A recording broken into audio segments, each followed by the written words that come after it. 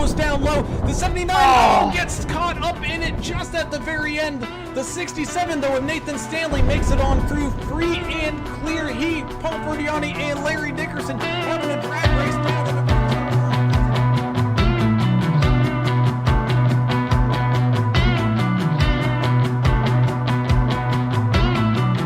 for one last attack, getting underneath him, not quite able to make it stick, having to lift once again.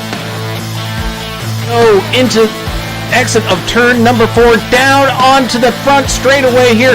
Who's going to win it with the drag race? It's going to be Timothy Pope.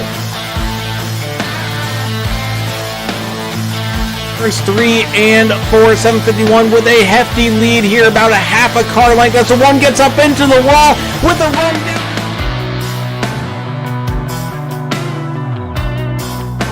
200 feet. It's going to be a close one across the line.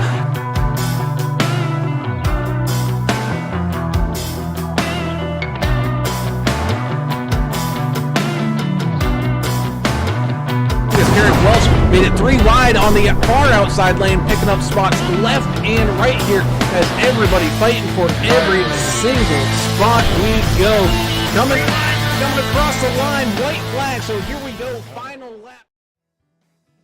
Hello and welcome, race fans, into the new Atlanta, but trust me, it is still hot as this NTRL Arca series makes its way down here to one of the fastest tracks on this circuit. We look forward to seeing 125 laps completed here tonight, and that is going to be absolutely grueling for these drivers. So let's wait and see who comes out on top. But first, let's get things all kicked off with the national anthem. Oh, say, can you see by the dawn's early light what so proudly we hailed at the twilight's last gleaming, whose broad stripes and bright stars through the perilous fight o'er the ramparts we watched were so gallantly streaming, and the rocket's red glare, the bombs bursting in air, gave proof through the night that our flag was still there. Oh, say does that star-spangled banner yet wave o'er the land of the free and the home of the brave.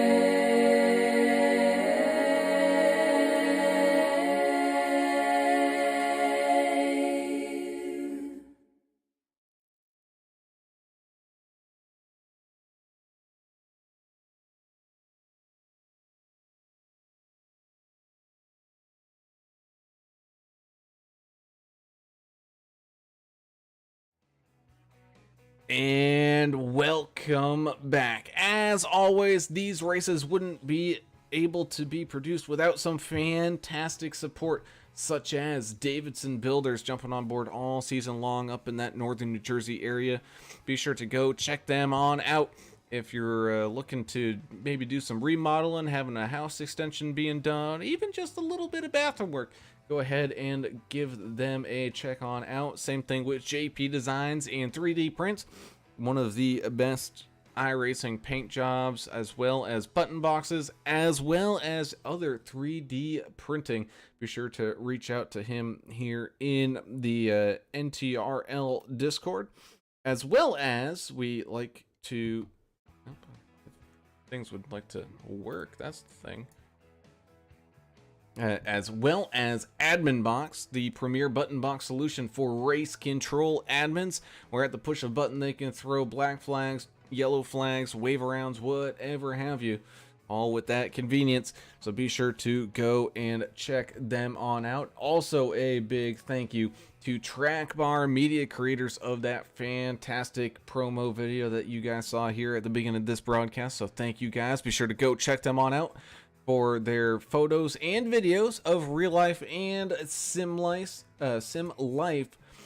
stuff that they do. It's all fantastic. Also, big thank you to simgearcentral.com. Be sure to go check those guys out for some of your button boxes needs. It's got all the dials, flip switches, knobs, turny bits, anything you can think of, all there just to help you out with your sim experience, whether that's iRacing, farm sim, truck sim, flight sim, even the sims. Be sure to go and check them on out and mention that NTRL and AAA Broadcasting sent you on over to get 10% off your next order, as well as a big thank you to TrackDogsRacing.com, the premier merchandising supplier of the NTRL, where you can get your hats, mugs, tumblers, shirts, sweatshirts, whatever have you. It is the holiday season. Order now, so hopefully you can possibly get it by Christmas, which would be fantastic. So be a good sport and help support the NTRL by heading on over to trackdogsracing.com, as well as a big thank you to our action replay sponsor of Country Through the Ages, where you can go and check out the history of country music as it started from way back in yesterday and to where it is today. So be sure to go and check that on out, as I believe Cooker had done a fantastic job on that one. So be sure to go check it on out.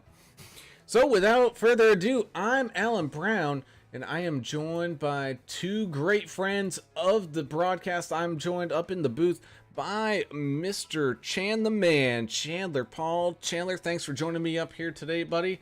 And it looks like we're going to be in store for a great race here tonight at Atlanta. Definitely. Thank you for having me here. I'm very excited, and I'm always excited to watch some pack racing. It's probably one of my favorites type of racing. So these are a good group of guys, and these cars, they might be a little bit more stable from the last time I raced them. So this should be a good show. And we are joined by the rubber ducky himself, Mr. Austin Paul. It's a Paul brother broadcast here tonight, and we appreciate you coming out as well, Austin. I know you've got a little bit more experience, I think, in these Arca cars, but just like me, it's been a good hot minute. But I got a feeling these guys are going to really enjoy this hot track down here in Atlanta. Yeah, I appreciate you having me. Yeah, it's been a hot minute, just like it's hot Atlanta. These guys are going to get maybe some hot heads here tonight, seeing how they're going to beat and bang off each other. Hopefully not too many times, but with this new configuration, it just races just like Talladega and Daytona, but just like a mini version. And it's like confined in. So we'll see how these guys do today in these Arca cars. Indeed, as we take a look at tonight's race info, where it is absolutely blistering out there, over 130-degree track temp. Oh my lord, these guys' tires are gonna be absolutely screaming by the time it's time to come on down into the pits. They're actually gonna have to be worried about some of that rubber baby overheating a little bit and seeing some slipping and sliding, but all of that is because of some great conditions out there. Bright sunny skies, a little bit of clouds, not a lot of wind. So these guys shouldn't have any issues whatsoever. Bringing us down to tonight's key to the race. And man, it's all about getting in that groove. I expect we're probably going to be seeing some single file action here, but as tires wear, I think the old Atlanta kind of style of racing is going to start popping its head up. Yeah, I agree with that. I think with the tire wear, you're going to see that because, Atlanta it had a little bit more skill to it than it does now. But I think with that tire wear, you're really going to have to hold on to these Arca cars because they like to get a little loosey-goosey out there. So I think just trying to manage your tires and try to manage your spot where you're at and just watch out for the big ones and work your way through the field, and hopefully you can survive it there to the end. Yeah, and I also think that fuel strategy, if this thing somehow stays green all the way, will play a huge part. They only got 70% of fuel in there, so to my knowledge, I think they can go about 30 to 35 laps. If they stay green, we'll have different strategies and stuff and different packs or maybe single car. Just however it plays out, strategy is a big key for here. and it should be a lot of fun to see what everybody thinks of. And it should be, as we're live here in qualifying, where these guys are heading around trying to put in 2 of their best laps here tonight. Brian Neff now coming down across the line. He's been racing very good here so far this season, coming off of a great finish here last week as well. So he's looking to continue that run. The 13 of Chris Klein, very quick in practice. He was holding one of those top times up there. Again, all helpful due to some of the racing draft that's been going on around. We also have a new joiner here with us here tonight in the face camera booth. We got Josh Kelleher up there as well. I'm trying to see where his name is on this list right now. Looks like he's coming on down into the pit. So thank you, Josh, for coming on out and joining us. He's got some of those gloves where you got the finger cutouts to them. Man, that's a pretty smart idea. It keeps giving you that little bit of grip, but at the same time not letting your steering wheel get all soaked, because I'm a hand sweater. It's probably one of the biggest issues I've had. I'd say I am too, but that's why I like my racing gloves I got, just so that I can make sure that I'm not going to have the wheels slip out of my hands or anything like that. It's nice. That's the one thing you don't want to hear is your hands get sweaty while you're driving this fast in Atlanta and being so close to each other. And you let that wheel slip, then I think you're taking the rest of the field slipping around with you. I got Mac Daddy Mark Collins finishing up his qualifying run here. He looks pretty good and on form here tonight, up there the leaderboard quite a ways. But I know from speaking with Mr. English and Mr. Turner, boys, it's we enjoyed this new repave. It's totally a different style of a racing. It's that mix of that super speedway, but it's a much narrower track, and you got to be on top of your game. But kind of want to get your guys' thought on it. Do you guys really like this this new repave, or do you kind of wish these leagues would stay more towards the old Atlanta side of things? I can go ahead and tell you, I think Austin's going to like this track a lot more than me because he's already got a win here. So, I mean, I like the track. It's a challenge, but I'm more of a person that likes to watch the race here than to be in it. It's chaotic, and it's just, I would feel a lot better if I'm watching it. Yeah, I'm torn. Like Chandler said, I got a win here a couple weeks ago, and because when things survive and you got through the big one and stay up there at the end. But I like the old Atlanta because I like all the skill. I like having a little skill because, the bumps and, making sure tire wear works well. And but with this restrictor plate racing, it's a test as much. You can kind of mash the gas and just kind of hope you can get through the wrecks and hopefully you're there at the end. But I like both. I mean, the thing is, it's a new idea. I get what Atlanta was trying to do with this. And I think a lot of iRacing people like to see this out there and kind of circle it on their schedules when they see this. I'm sure a lot of these guys have too, as a chance to get a win for the ones that usually can't get it done at road courses or anything like that, where it's kind of another new one to get out there to try to get a chance to grab a W. Yeah, speaking of trying to go on out there and grab a W, the 5 of Nick Cote currently holding that top spot with a minute to go here in qualifying. So anybody that hasn't qualified just yet, they need to get on out there before time is up. But it looks like our field, for the most part, is gonna be set. About 22, 23 drivers registered in for this session, and all ready for the great race in action that we're gonna be bringing to you here in just a moment. As we thank all y'all for tuning in and watching. As always, please be sure to subscribe and hit that like button. Thanks to all you guys for your support, because we have crossed over that 250 subscriber mark. That is an amazing number, and it wouldn't happen without each and one of y'all. So thank you so much. As well, if you like these videos and broadcasts, be sure to hit that thumbs up button, so that way the YouTube algorithm realizes, hey, people actually like this kind of stuff. We need to share this with more and more people, and that can help us grow this community more and more. As qualifying here comes to an end, let's send it on down there and see where these drivers are going to be stacking up and lining up here at this great track in Atlanta. Starting us off with that 5 of Nicholas Coates winning that pole position. He's going to have the 23 of Mac Daddy Mark Collins starting on his outside. The 69 of Larry Dickerson will start here in third with the 728 of Timothy Pope. Look out, he's got a good starting spot here tonight. Up there in fourth, the 1 of Bogus Derek Welsh gonna be starting here in fifth with the 52 of Ricky Wittenberg starting in sixth. Seventh, we got the 24 of Toby Collins. I think this is the first night we've seen him on out here, so glad to have you out here, Toby, starting in seventh. With the 15 of Vince Short, he's no stranger to racing around here. He's starting there in eighth. In ninth, we got the 73 of Josh Kelleher with the 76 of the big ass fans machine of Jeff Ottinger, rounding out tonight, starting top 10. Starting 11th, we have the 60 of Brian Neff. Starting 12th is the 13 of Chris Klein. Starting 13th is the 84 of Josh Bittner. Then in 14th, we have the 91 of Chris Clark. In 15th, we have the 19 of Cole Larson. Okay, that one messed me up a little bit. I'm sorry. Then we have the 16 of America's driver, Albert Anderson, in the 747. The 17th, Tyler Holden in the 41.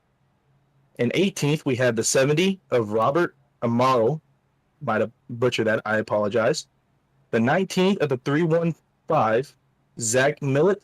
And rounding out 20th is the 53 of James Bowden. 21st, you got the 79 of Dave Hotsma. 22nd, 55, Tom Barish. And rounding out the field, the 27, Neil Quick. And Neil Quick living up to his name last week as well. His first night of racing with these guys last week, and he was looking strong as ever as we start to break away from pit road and bring these guys all stacked up 2 by 2 behind that pace car and get ready to go green flag racing for the first time here tonight. These drivers are gonna be dealing with that hot and sticky and slidey and everything track as they head on down this back straightaway. Got that beautiful Cheez-It machine working his way around here, leading this field with that 23 of Mark Collins on his outside. Be sure to look out for people pairing up here early, but that bump draft is still really not a thing you can do in these cars. Still the old door stopper to the back bumper, and that will cause some issues here coming up tonight. And that is that's just not something to watch out for, but that's going to be a promise that we're probably going to be seeing some action like that as the pace car makes its way off the racing surface and down onto pit road. Here we go. For the first time here tonight, the field enters that Geico restart zone, and away we go. Green flag racing for the first time here at Atlanta. Side by side, they make their break on down this front straightaway into turns 1 and 2. The 5 getting a great start there with some help from that 69 of Larry Dickerson. Side by side goes the 23 of Mark Collins there with the 1 of Derek Welsh. Still got some help up there with Timothy Pope as we remain 2 wide here for most of the way through this field. A little bit staggered there on the outside lane as things try to regroup and get back together. But the 5 continuing to lead the charge on that bottom line, heading out of turn number 4, back down across the line. Lap 1 now officially in the books as we go racing tonight in Atlanta. Yeah, as you can see, the 52, Ricky Wittenberg, it looks like he's going to try to play it safe. He started up there up front. Now he's kind of trickling the way on back. Looks like he's like, I don't want any part of this, trying to see what's going to happen. Yeah, which that might be a good call, especially early in the race with the track temp being so high. There's no telling how long these tires are going to last. So I kind of like this strategy. I kind of like, just sitting in the back, kind of get a feel for what everybody else is going to do. I think it might pay out. It most definitely could.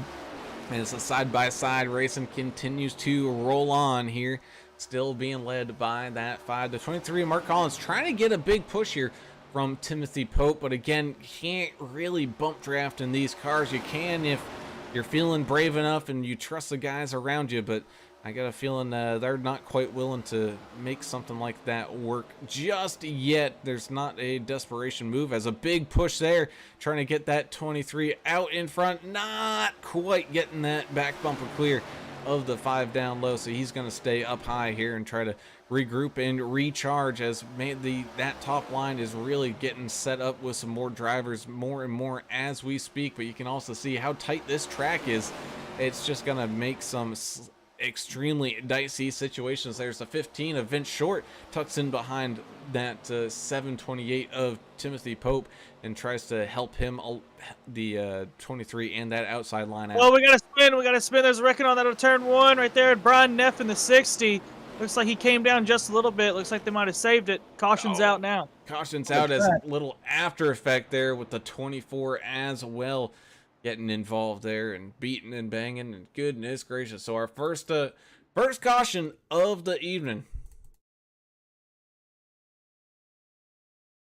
So we got to rewind that one back a little bit. Looks like the 60 met the 24 in the middle of the corner there, coming down just a little ways, and looks like Ricky was trying to avoid it.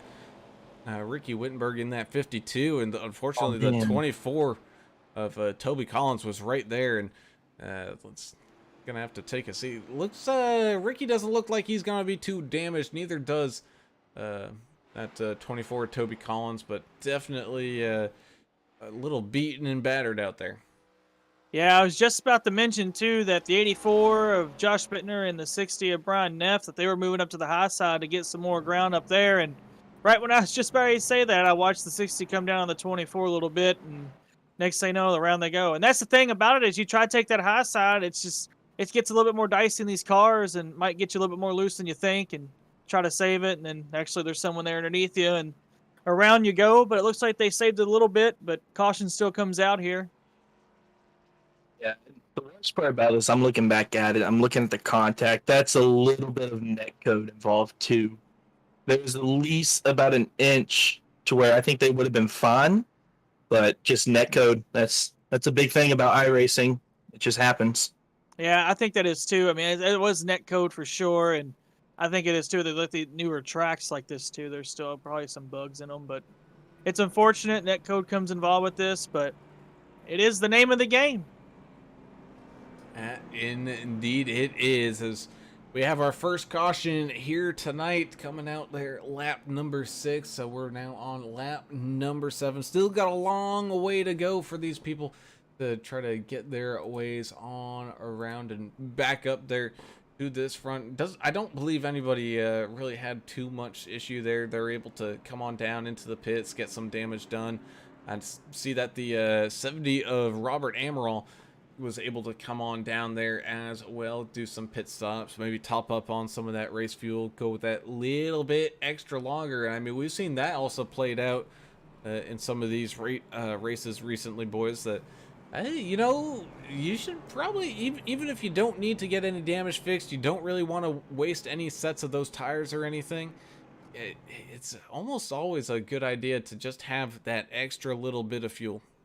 Oh, no doubt. I mean, that's honestly my strategy a lot when I race, is you always sit there. If you're kind of in the mid pack in the back, not up front, really racing for the lead, it's always going to come and top it off, because you never know when that green flag run's going to come, and you have more in the tank than the guys up front. Gives you an advantage. Right now, I'm seeing the 52 and the 84 on pit road. Trying to see who else all went down. It looks like from 14th on back came in, which was, I say, if you're around that part, name of the game, I would say 10th on back is a good time to come in and top off just to see what you can get. And that's the thing with this type of field you have, is what, 23 cars. If you lose a couple laps here at Atlanta, it's no big deal, because it's easy to get up and stay with the pack. If it was old Atlanta, then it's kind of harder to pass, so I could see why maybe you wouldn't, but I'd say you take it and get the gas as much as you can. Yeah, that's exactly what almost everybody besides the 24 and 60 did. They all pitted for fuel, and the 24 and the 60 went and fixed their damage. So I don't think they went a lap down, so they should be, hopefully it didn't tear up their cars, and they should be back in it. Absolutely fantastic fuel strategy. Awesome. We needed you during that that Jimmy Strong race here, buddy. We could have me and Chandler could have used you out there on the track guiding us around, because obviously the both of us have no idea what kind of rules there are here in racing. As the pace car, Yeah, pace car I peels saw off. that. I was watching that, and I was like, man, I need to get to him, but I couldn't. Green flag back out. Yes, indeed. That's a 5 of Nick Coe. Oh, man, he got a good jump on that one. A lot of people sleeping on that tree. The 69 of Larry Dickerson jumping up on that high side, able to lead that high side here around, trying to drop down in front of Timothy Pope. Not able to quite do it. He's going to be side by side here. He does have some help here with that 15 of Vince Short, at least, so he's going to be able to try to keep pace here with that 728 and the 5. You got the 1 of Derek Wells trying to fill in some gaps. Same thing with that 747 of America's driver Albert Anderson tucked in there, as well as the 13 of Chris Klein trying to climb his way back up this leaderboard even more. As the side-by-side racing continues there in front of those guys, we got side-by-side going on back here. We got the 91 of Chris Clark and the 76 of Jeff Ottinger going side-by-side here as this field tries to regroup and get back up to pace. You also got the 19 of Cole Larson back there as well. Tom Barish and the 53 of James Bowden trying to catch on up as well. That was interesting. It looked like they all were going to go up to the high side, and then Albert Anderson hurried up and ducked down. So now the front two, or the top 6, are sent double file right next to each other. Albert's so used to working with Timothy Pope, being teammates there in the VRL. Well, they're not teammates here tonight. They're a part of separate teams here. As same thing with Ricky Wittenberg. He's not quite used to working with Tim, but he is on the same team as, Ricky, speaking of, having a little bit of a bumpy ride out there, heading on down into pit road. Believe he got a penalty. I think I heard him say something about it. Oh, I think he might have missed his pit. Oh man, so 52 having a rough go of it here tonight as we remain side by side up here at the front. Timothy Pope trying to still push that 5 machine around. You can see these guys just bobbing and weaving. Ooh, little squirrely there from the 5. The 728 is going to have to check up just a little bit, trying to avoid some extra contact there. And that's just how these cars race. They're not as stable as one of those trucks or anything like that we see, but they also aren't as difficult to drive as the Xfinity car. It's a good little medium mix that you can make a mistake and you can still save it. However, it could still most definitely cost you.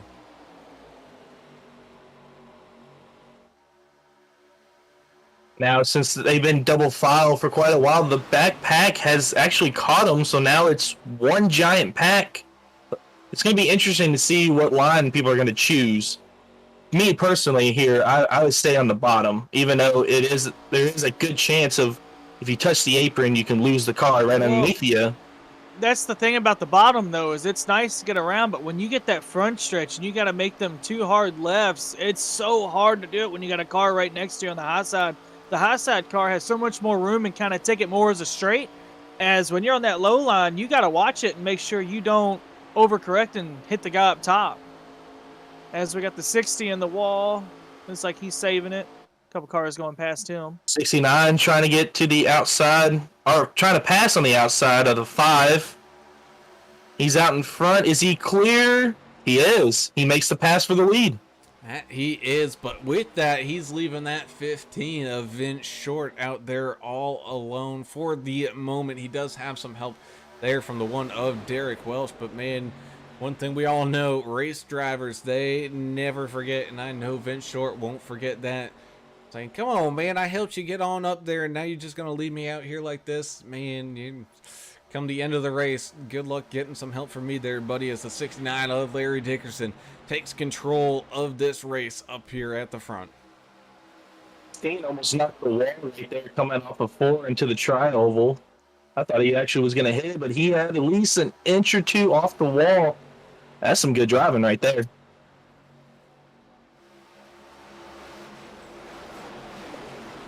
Still have some good racing going on. Kind of towards the tail end of this field, the double nickel of Tom Barish going side by side with that 60 machine right now. Dave Hoytsma tucked in behind him.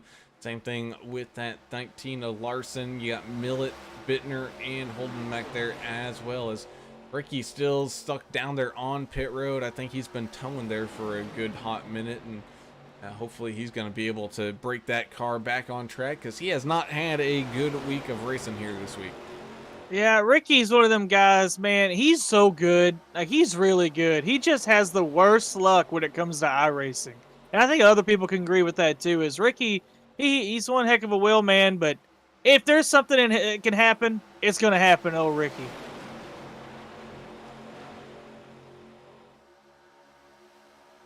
Side by side action continues for the first three, and then we kind of separate here for a little bit of single file action before we're returning to some What's in the wall?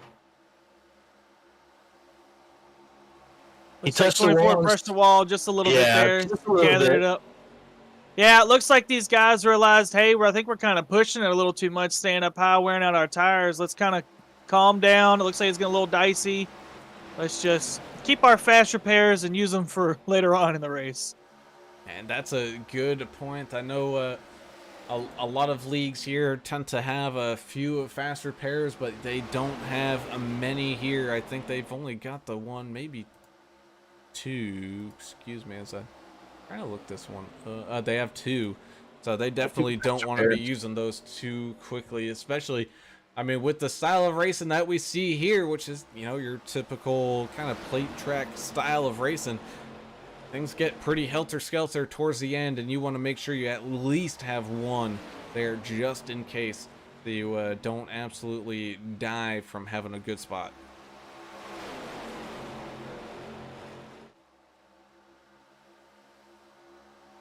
Right now, from 1st to 19th, they were all in a lead pack. 20th and 21st are about 5 to 6 seconds, it looks like, back. I'm not sure what happened to them, but if they want to get back up here before they get lapped, they really need a caution right now. What they did is a big push came from that outside lane as the bottom lane's starting to fall apart as the 69 drifts up the track just a little bit, but the one gets squeezed. So as we go side by side, three wide racing here up at the front. How did they not wreck? I saw the 15 in the wall. I thought maybe like iRacing would have bounced him off the wall a little bit farther down, but he was able to keep it up there, and man, that was awesome.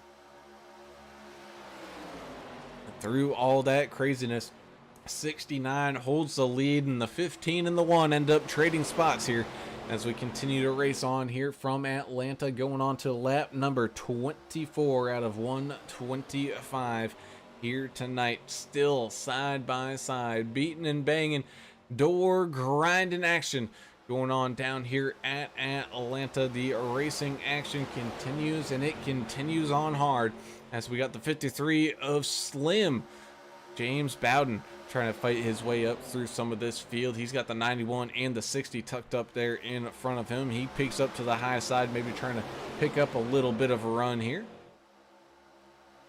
Yeah, after that little scare happened there, looks like Albert Anderson thought better and say, hey, I'll be a part of y'all up here, but I'll watch a little bit from afar so I can see exactly what goes on, so I can try to dodge anything. So Albert's sitting there in 8th. Looks like he's pretty comfortable riding right here behind this little pack up here at the front. And then you can look out his back bumper there and see all the other hungry cars and drivers sitting right there as well, ready to pounce at a moment's notice here. As Nikki Short joining us out here on the broadcast. Thank you, Nikki, for jumping on in there saying, heck yeah, go Short. As always, Vince doing Vince things up there at the front, trying to make the charge and hopefully take control of this race at some point. But I think we're starting to fall off of that plate style racing just a little bit here as these tires are starting to really get worn on out. I mean, for a good chunk of these guys, pretty much everybody, um, they're all on 26 lap old tires, and I don't care whether you're doing pace laps or race laps, especially with a 130-degree track temp. Any lap is gonna make those tires absolutely weak. Definitely, especially with how hot the track is. That's the biggest thing. I don't think I've ever been on this track where it's been close to 135, 130 degrees. So I'm not too familiar with the track being this hot. So if I was out there, I'd probably be freaking out in the cockpit right now, just hoping and praying that my tires are going to last for the fuel run. Looks like the track temp there still hovering up there in that 130s with no end in sight as the one gets a big run coming off of turns 1 and 2 here. He's got the room. He can dive down, but we've seen this while he's been driving that next-gen cup car as well, where he kind of rides in that middle groove. He doesn't move too far from it. He doesn't drift too far down. Doesn't really drift too far up. He just kind of stays there in the middle, which a lot of times, you know, if I was racing behind him, that would kind of angered me a little bit here as the 69 makes a good charge up that bottom side to make a little bit of a comeback. But you get to tracks like think of like Pocono or some of those more technical tracks. You get someone who likes riding in the middle there, it makes it just a pain in the butt to get around them. Yeah, it really does, because they just take up. It's like them taking up the whole track. You just can't go high or low. And place like you said, Pocono, it's hard to pass. You got to get runs, and when they're in the middle of the track like that, you just gotta follow the leader and hope they mess up to get around them.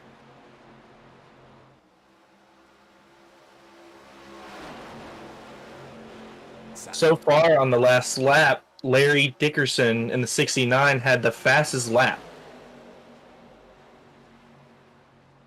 32.41. And the 24 touched the wall. Scraped it just a little bit coming out of 4.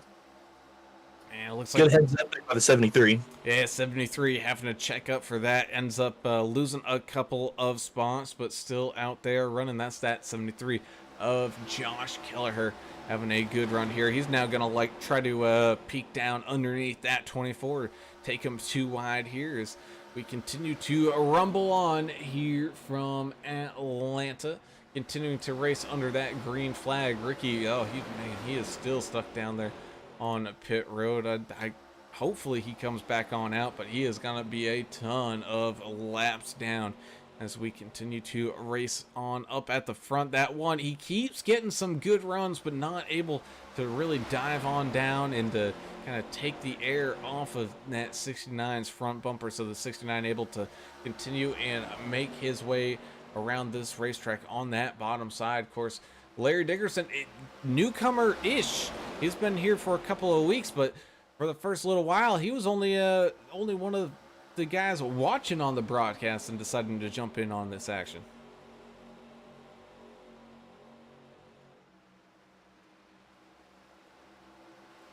Yeah, I will say this. One paint job I really do like out here is the 23 of Mark Collins. I've never seen somebody take the number and make it so small so where they and move it forward like on the next gen on the Arca car so that they can have the sponsor bigger so that, and I just love the gray and the red combination. It looks really good. It's clean. It's sleek.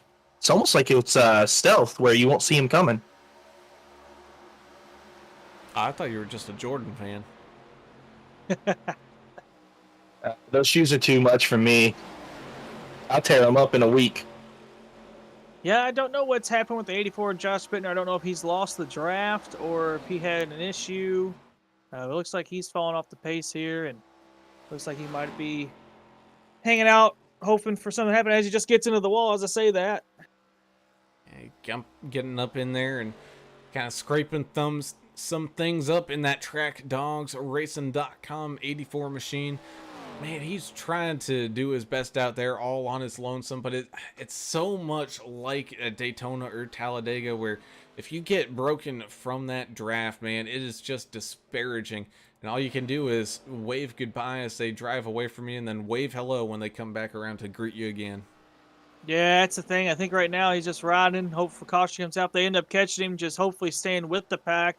Hope they don't have too much speed to go blowing past him to where he's in the same situation. But that's the thing with these. It's just like you said, restrictor plates. You lose that draft, and it's so defeating too when you lose that draft because you're trying to stay in the back, make sure you don't get any wrecks, but then you don't realize you're losing the draft at the same time, and then next thing you know, you're in a hole, and it's a hole sometimes you just can't get out of.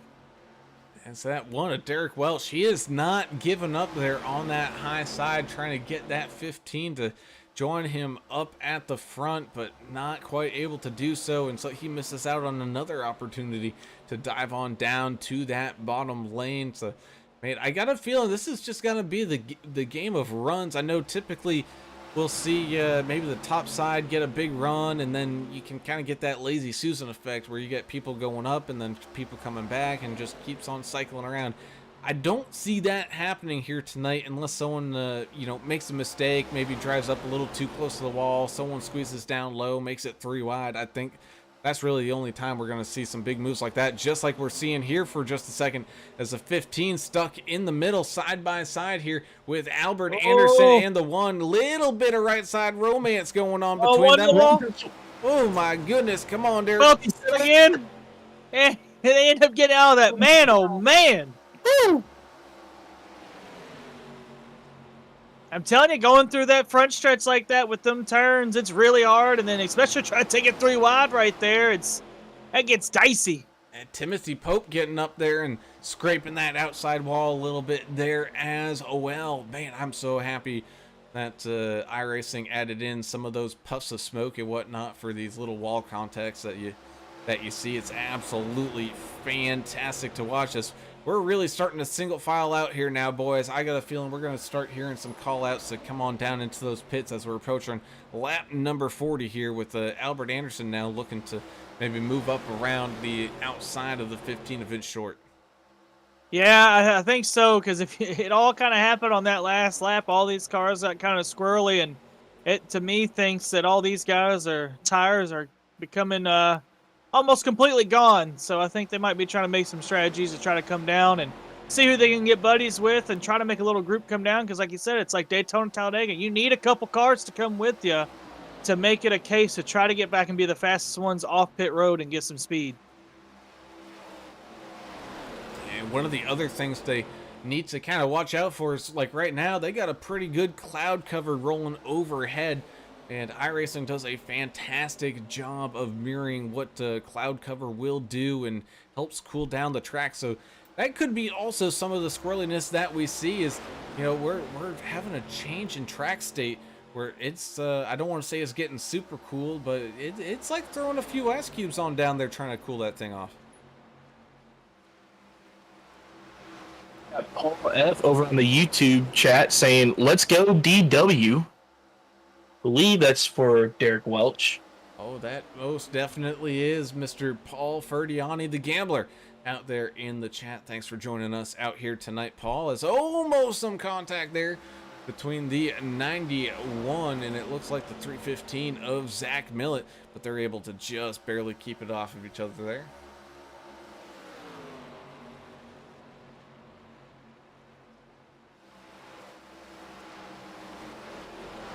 Yeah, it's definitely getting into single file now. Looks like they're trying to play nice and letting some people in and just trying to play catch up and follow the leader right now because, like you said, it might be coming up to green flag pit stops. And indeed, I mean, I'm surprised we made it this long now. 43 out of 125 as 69 of Dickerson leads this field on around.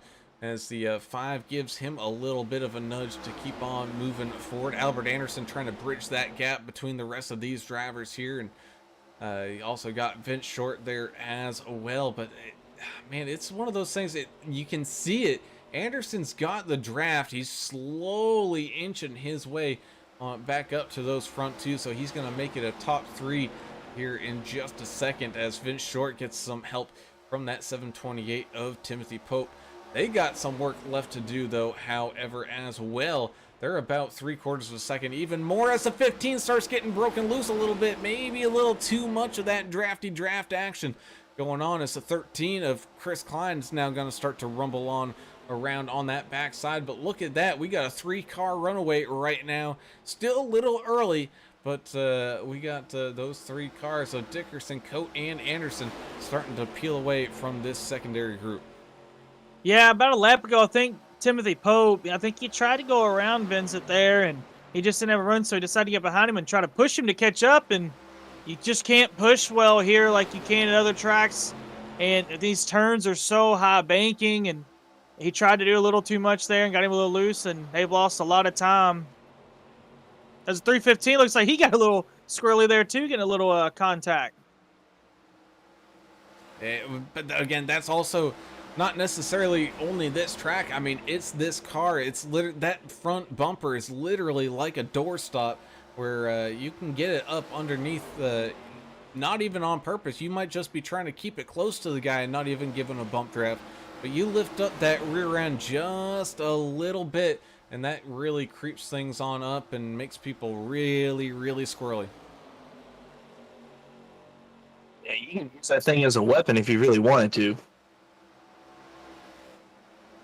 Well, I wouldn't say weapon right now. I mean, I don't think anyone wants to fight per se right now. It looks like that 315, he's getting sick and tired of the antics going on in front of him with the 15 and the 728. So he's Oh, there they go again. No. Looks like maybe Pope had enough of it. Hey, maybe Pope did use it as a weapon right there. Chandler just called that one out. Most possibly, but great save there made by that 15. Oh, as people still trying to get around him, he's still going a little slow down there, but heck of a save. He got that thing all sorts of slideways with that little bit of a push from that 728 of Timothy Pope. And now if I'm Zach Millett and seeing that, I may not want to race around Tim Pope right now. Yeah, I think Tim, it's again, I think he just wants to draft and try to catch up to them guys because he knows when it comes green flag, like how it's spaced out now, this race most likely can stay green flag the rest of the way. And if you can't catch up and get in the line, then, you know, it's basically you're giving them the win up there, them up 3 up front, unless there's something that happens.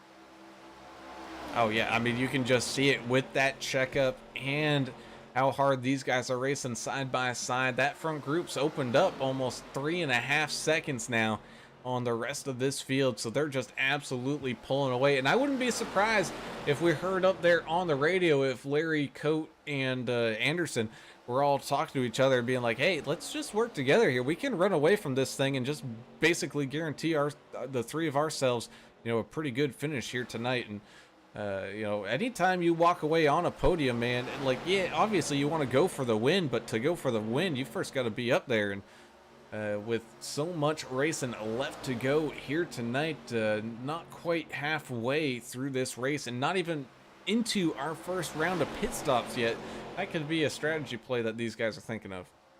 Yeah, for sure. And that's another thing too with, you know, all the strategy with fuel, tires, picking who you want to work with. But to me, the hardest thing about restrictor plate racing is when you get a gap like this and then you're with a bunch of guys, there's about 6 or 7 cars like it is right here, and the leaders are only 3. If you all just work together, you all can chomp down that gap and catch up back to them.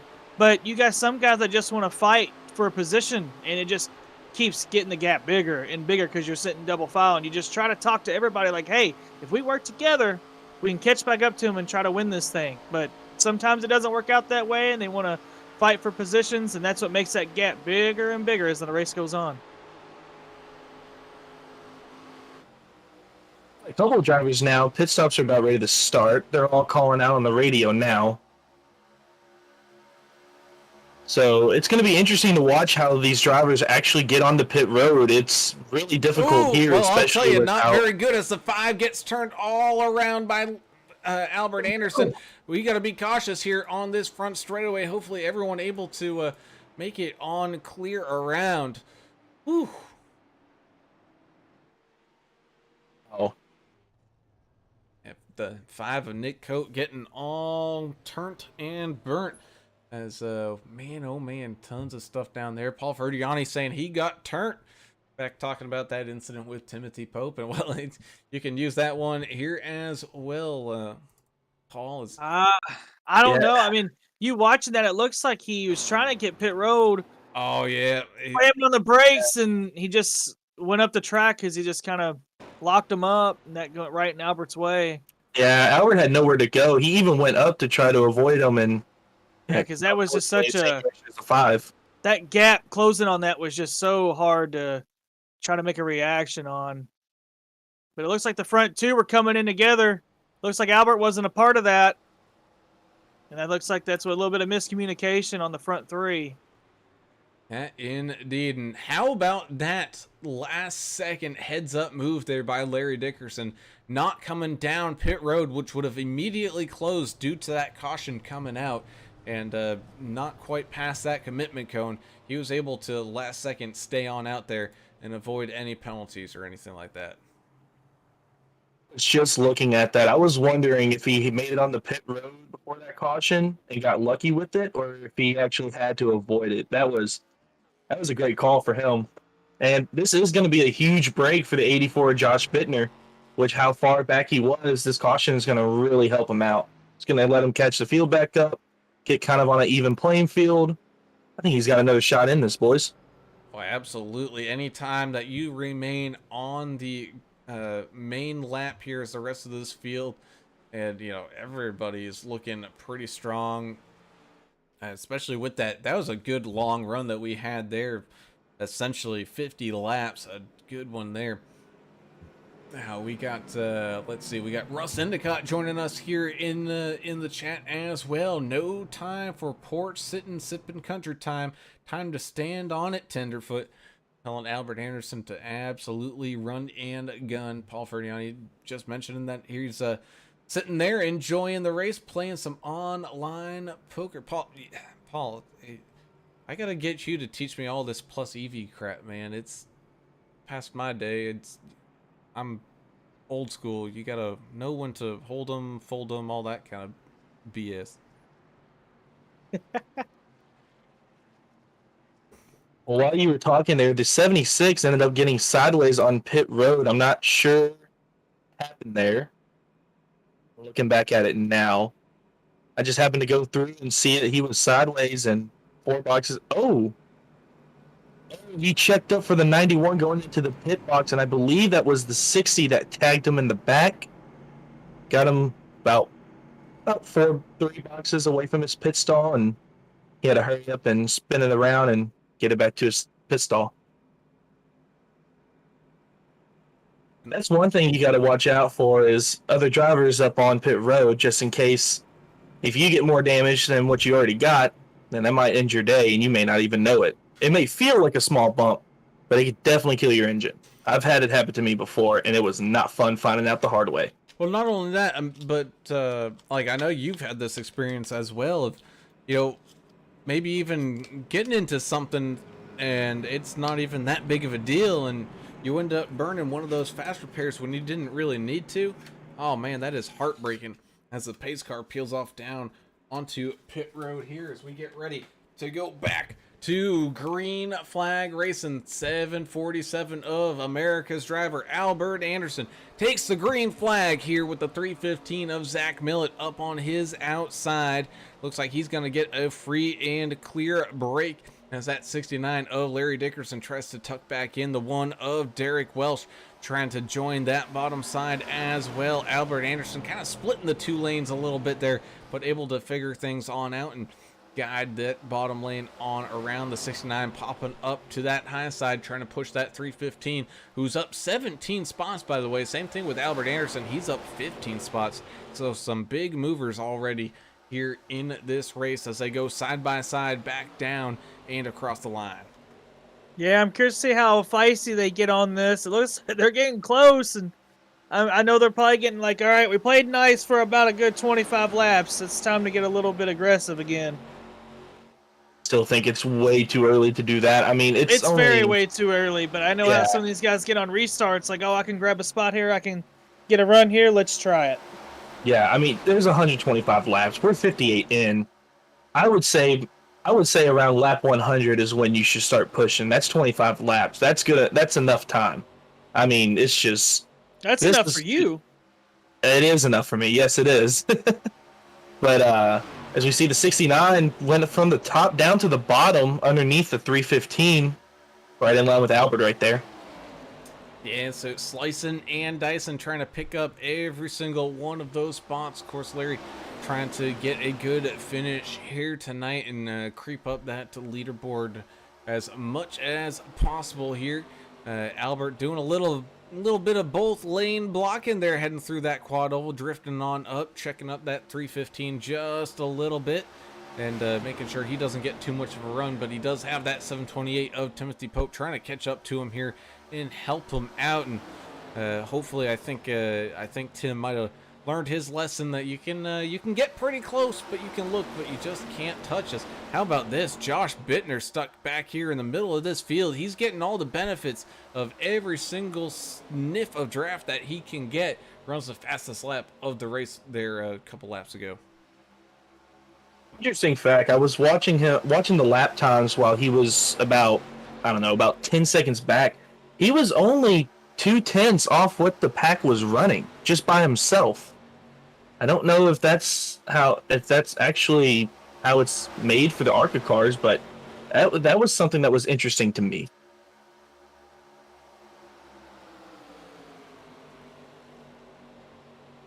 As Albert heads up onto that top side, I think he saw that outside line getting a little too much of a run, tried to go to block it. Problem is that opened him up for an attack on that bottom side.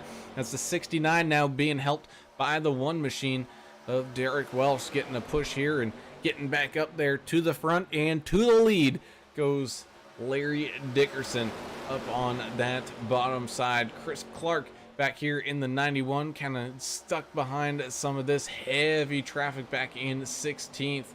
I know he and Tyler Holden have been kind of stuck in the back here a good chunk of this race, but at the same time, that's a pretty good strategy call, because I mean they've been able to race around here pretty safe without too much of an issue. We see here that 5 of Nick Coate, after getting kind of all snagged up in one of those incidents here. He's kind of back in the mid to late stages of this pack, as we got a pretty solid 2x2 action going on. It's not quite as neat and clean as you would see at like a Daytona or Talladega, but it's going to be as neat and clean as you can make it here at Atlanta with how tight it is.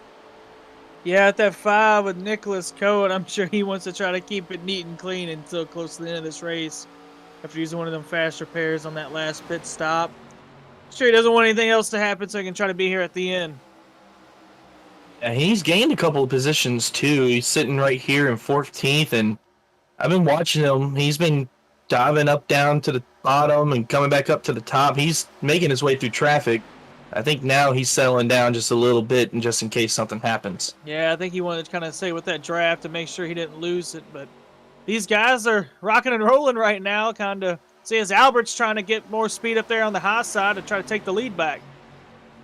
And all while this is happening, the 79 of Dave Hoytsma, haven't really talked about him yet here tonight, but he has been a ninja out there, slicing and dicing his way up 12 spots on the day, up into this top 10 right now, trying to get that 79 machine onto that podium here tonight. Kind of found himself a little bubble right now here in ninth. He's tucked in behind that 13 of Chris Klein, but he's got the 53 of James Bowden back there behind him. Everybody leaving a little bit of space right around there. Not really kind of pushing the issue too hard there, just like Vince Short in that 15. He's staying off of that back bumper of Timothy Pope, but this could also be a little bit of that payback, being like, hey, well, you're gonna bump me hard and spin me. I'm gonna leave a little bit of a gap and show you what you're supposed to do out here. Yeah, and you look at that 79 of Dave. He's already in the holiday spirit for Christmas out there, running that Merry Christmas car, and I think he's hoping to get some holiday cheer out here in Atlanta. If he'd be nice to get a win, it'd be a good Christmas present for him, I think. Yeah, well, I wouldn't mind a win for a Christmas present. I wouldn't either. That'd be great, especially in hot Atlanta. I think we all would love that. Be the best Christmas ever. I'd somehow get a lump of coal still. Oh, that's just because you're a degenerate and spend all your time down there at Churchill Downs. Yeah, I know, right? Blowing my money away. Yeah. something like that. So if you need any inside scoop on horses, don't ask me. Oh, come on, man! You're supposed to have the down low on this stuff. I wish. I don't know. I'll go out there and tell you how they're running. But hey, I know right now these cars are running pretty fast right now here at Atlanta, and see Albert's losing a little bit of that draft up top as the high side's kind of losing some cars, and I think they're trying to finally calm down a little bit like they did the last run, where after about 10-15 laps, they're like, all right, let's not kill these tires. Let's kind of calm down and save them. And I think now it's talking about pit strategy and see how it works and see if that can work next time around on green flag pit stops. Yeah, and I mean, we were seeing those guys run really, really good. I mean, they were getting to, lap 50 before they were thinking about coming on down. Yeah, that was with a pretty early caution here as well to kind of maybe help them save a little bit of that fuel. But, man, everybody's now back on that same strategy. I don't think those guys that pitted, that 6 laps into the race after that first caution, it's kind of washed that out the window here. Just going to be an interesting question because we're well past that halfway point now, and we'll just have to wait and see what kind of strategy these guys come up with, because I'm sure they're probably all doing that math on their TI-84s while driving this thing, and it's going to be a little dicey. I think it's gonna be a little tight on fuel. I think we're gonna end up seeing about a 15 or so lap sprint to the end. Yeah, that's the thing too. With only 15 laps, is it worth to get your tires, or is it worth to just get that gas and go and get out and try to get back in the draft and just keep it easy? But that's the thing now is now you have to keep in the back of your head is, hey, last time we tried to green flag pit stops, the first 3 guys didn't even get on pit road after they got in, hitting each other. So that's another thing in the back of your head, like, hey, we got to make sure we can try to get on pit road nice and clean. As the 84 looks like he's in the wall hard.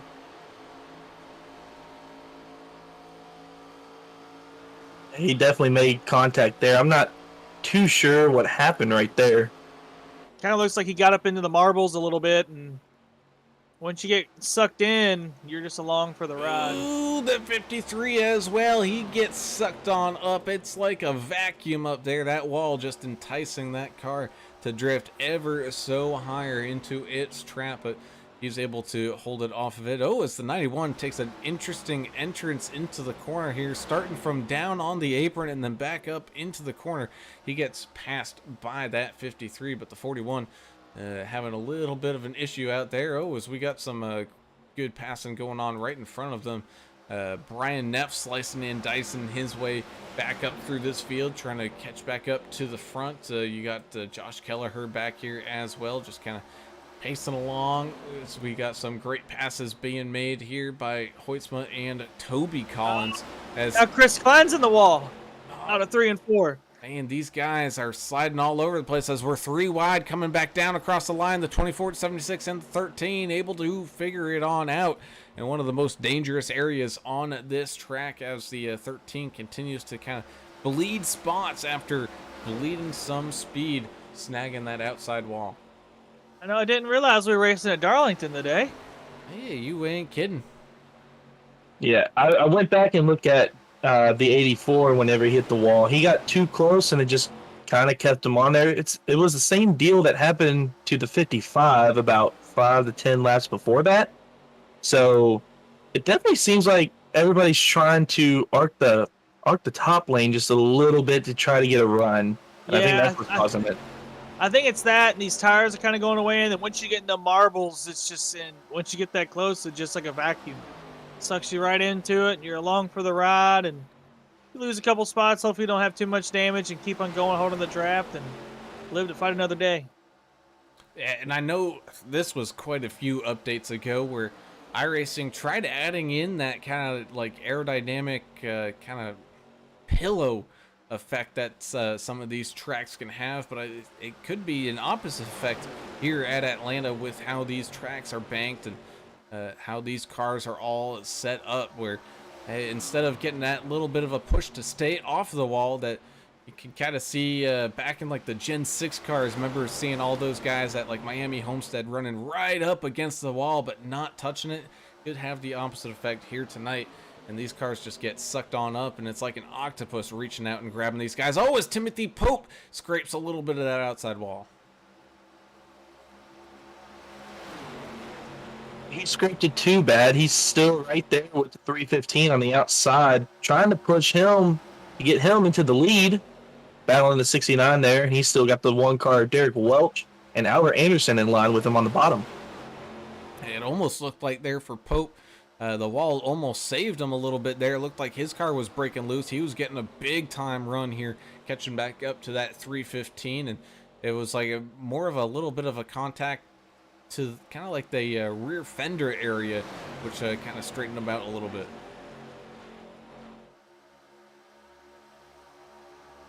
If you look here, Nicholas Coate in the 5, he's back up towards the front right here, sitting in 7th right behind Albert after that caution of him trying to get on the road. To see what happens between them two and see if they give him any room or if Albert's just going to let him go on by. He slid up right in front of the 23 right there on the outside, trying to get around Albert Anderson. I think he might be able to complete the pass here down the straightaway. It's gotta be close. There's a lot of room though between Albert and that one of DW. You could probably fit, a couple like 3 or 4 cars in there. So he's definitely leaving some extra room just in a case as the 315 tries to pinch on down on that 69 up here at the front. So definitely there's some people leaving a little bit of extra space, and there's also some people that are trying to get it closer and closer as we're entering into the final 45 laps of this race here tonight in Atlanta.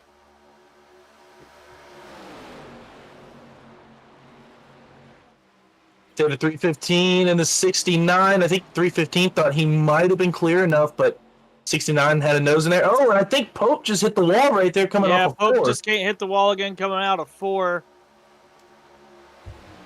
And that scrambles him up just a little bit. Now look at the 5. The 5 is right there.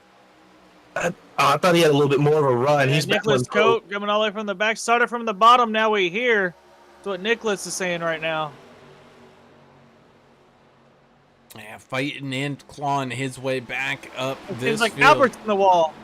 Oh man, so these guys really struggling right now as that outside wall just inviting everybody into this party as a 69 of Dickerson.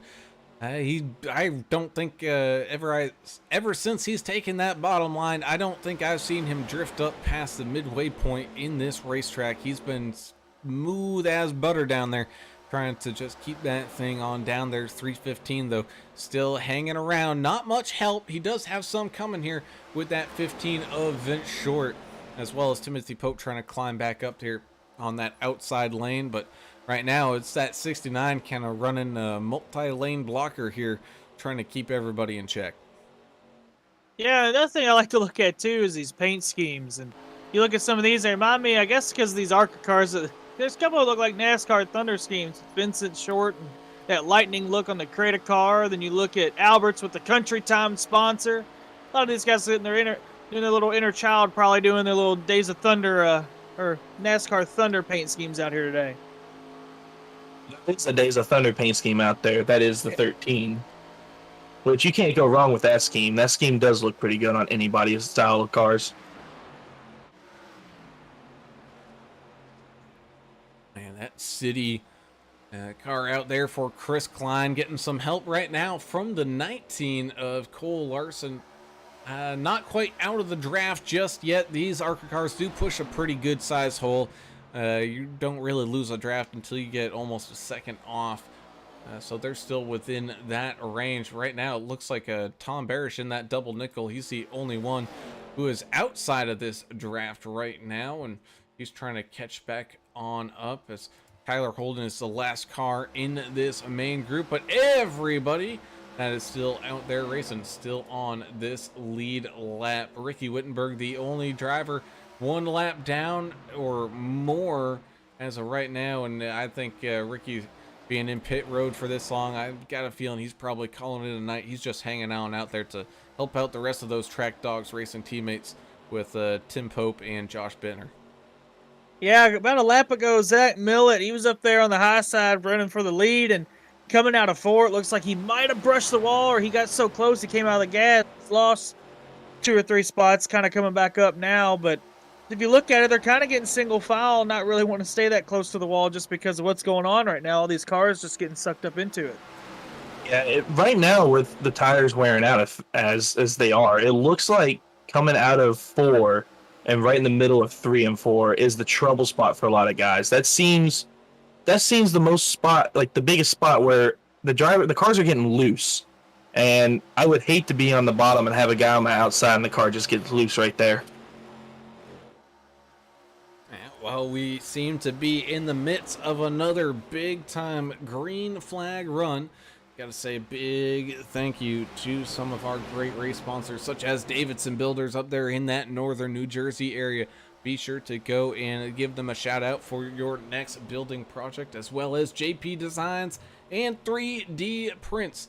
Some of the great paints that you see on out here in iRacing can be found upon his repertoire and his paint palette. So big thank you to him, but he also does button boxes as well as other 3D printing.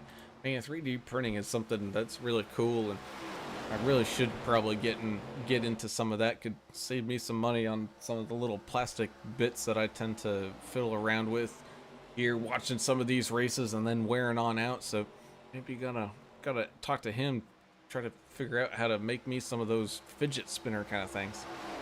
Yeah, it's the thing so cool about the 3D printing is you literally can put anything into that thing and it'll just print it right out. Like, it's so darn cool that you can just put like a frog. It'll make you a frog. Or a horse in your case. Make a what? Make a horse. I mean, I'll take a horse. I'll put him in the back. And I know, Sweet. Mr. Turner. I can't believe I almost forgot Adam's last name. Oh my god. Freaking Adam, he would be printing out a Glock as we got some great racing action like you would see down there in Houston. Speaking of Adam Turner, racing between the 24 and the 15. Both guys getting a little squirrely there. Able to keep it together, though. Speaking of horses, Austin, I think you might have just made a new friend in the YouTube chat. Paul F. just said that you're a horse track guy, and he likes that. But what I think is awesome is he's perfecting a trifecta right now, if he can bet.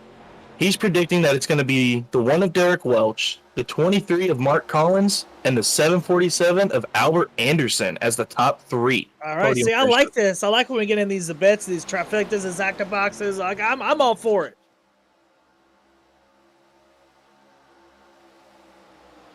Also, Endicott is going for Albert. He's saying Albert's going to win it all, so I think his bet is on Albert to be the horse that wins the race, like the Derby. He's putting everything in. He's going all in.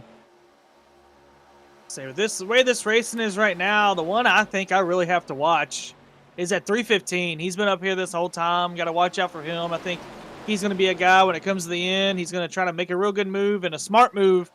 Try to take the win away here at Atlanta today. Man, I don't know that 69 of Larry Dickerson. He's just been smooth out there, and everything that he's been doing has been right. He's been making the right calls on where to be up here at the front. He's been making the right calls by seeing that caution flag come out and avoid going down into pit road and picking up that penalty. I got a feeling, though, that 69, he's just humming along too good, as we're going to have a caution here as big contact being made. Dave Hoytsma going for a ride. Oh, man. The 76, I don't know if he got loose or he got hit in the left rear and got spun around.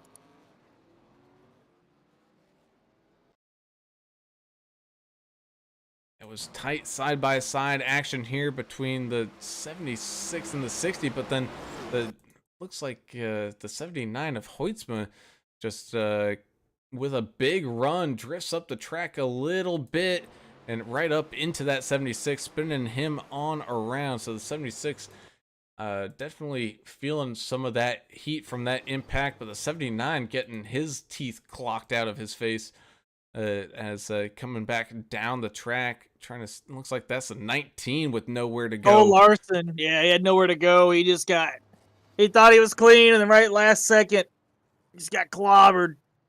Josh So it's a Bittner was good track. right behind Oh, all of that, and yeah, I that's a think the big only hit. thing, Josh Bittner only hit the wall, but he was able to avoid the cars. He was right behind them as that happened. A little bit of right side damage. I think I would take that over getting involved in the accident. Ooh, I mean, so you look at Josh there. I mean, his factor had to be really, really tight right there. I mean, man. Same thing. Same thing with that 91 of Chris Clark. Whoo, boy, let's get some new pants out here for some of these drivers. They are gonna need it, as we are also gonna need some new pants if we're got that dang spam in chat still hanging around.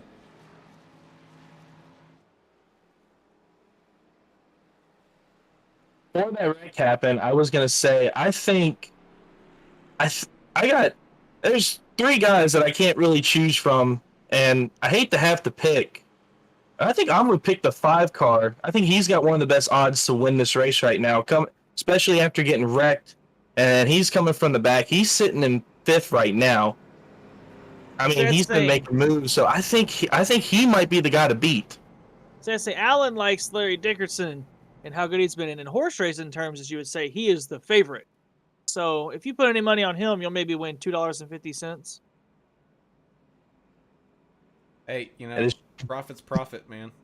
Hey, it is. I'm telling you, but Larry's wheeling that thing, especially on that low side like that, being up front, trying to watch the runs, make sure no one hits him too hard in the back, make sure he's, has enough room on the bottom, up top, and he's been holding it real well, and he's been up front all day. So, like you said, I think he's a good one to watch. And I say now it's kind of a huge reset button right here with, at lap 95. So about 30, about 29, I think. Got about 28, 29 laps here. Little shootout. I think this is where it's going to start getting intense. And, like Larry Mack always says, cautions breed cautions. And that they do, as we get all stacked back up here. The one of Derek Welsh is going to control this restart. He's going to have the 315 of Zach Millett up 17 spots on the day. He's going to try to make this one 18 by the end of it. He's going to be starting back there in second on the outside. Larry Dickerson up underneath that one machine with the 15 up on the high side here as well. Timothy Pope still hanging around. That 5 of Nick Coates still hanging around. 60 Brian Neff, Toby Collins in the 24, 84 of Josh Bittner avoiding that last wreck, 47 of Albert Anderson getting back involved in this one as well. He was losing positions there, so that was a big time caution there for him. As the pace car ends up on down into pit lane, we get ready to go back to green flag racing here from Atlanta. Side by side we go on down this front straightaway, and you know what, my voice is getting a little hoarse, speaking of horses, so let's go ahead and let these drivers and cars do the talking for us as we crank it on.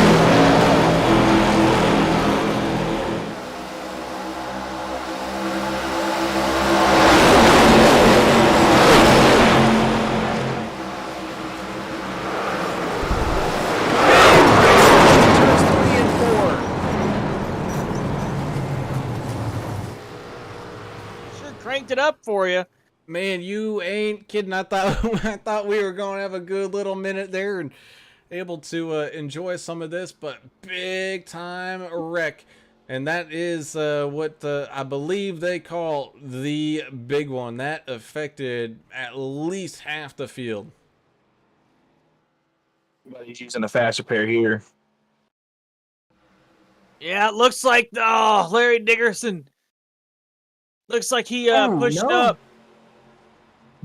Yeah, he made it 3 wide, but he made it 3 wide, pushed him up, and Vincent kind of hit the right rear quarter of Derek Welsh, so that kind of sent it around. Yeah, that's what happened. The 69 took it 3 wide. He did that squeeze the one. He had to go up just a little bit, and then Vincent was right there and barely touched his right rear, and On it went, and everyone going around for the roller coaster. Hey, 747 of Anderson there getting snagged up. 315, 24, the 5. Oh my goodness, we got cars and parts flying all over the place here.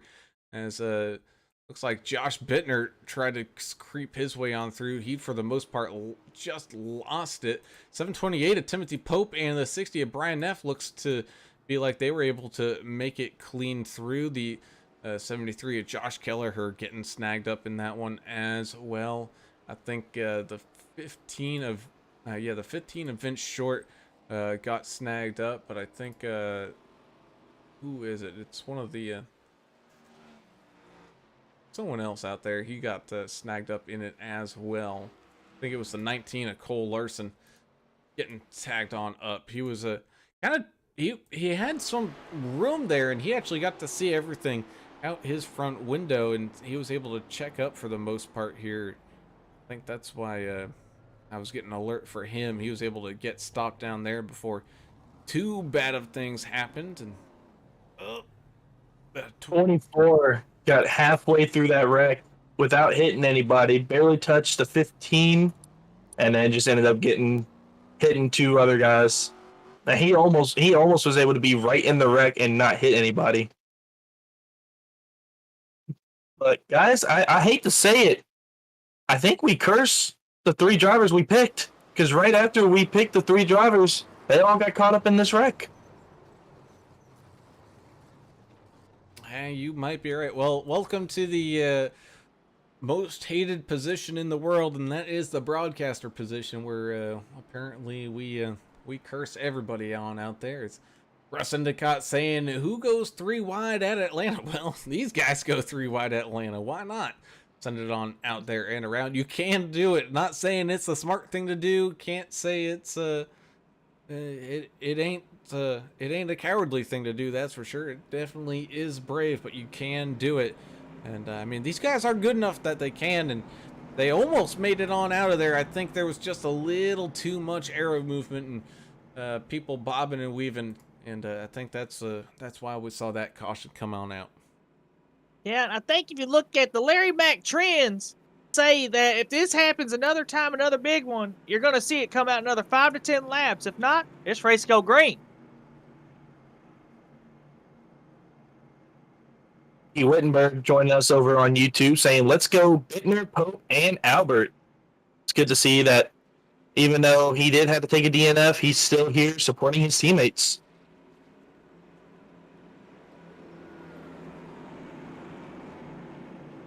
DNFs happen to the best of everybody as we enter into the final 25 laps of this race here tonight. We're going to have Timothy Pope and that 60 of Brian Neff restarting this thing up at the front.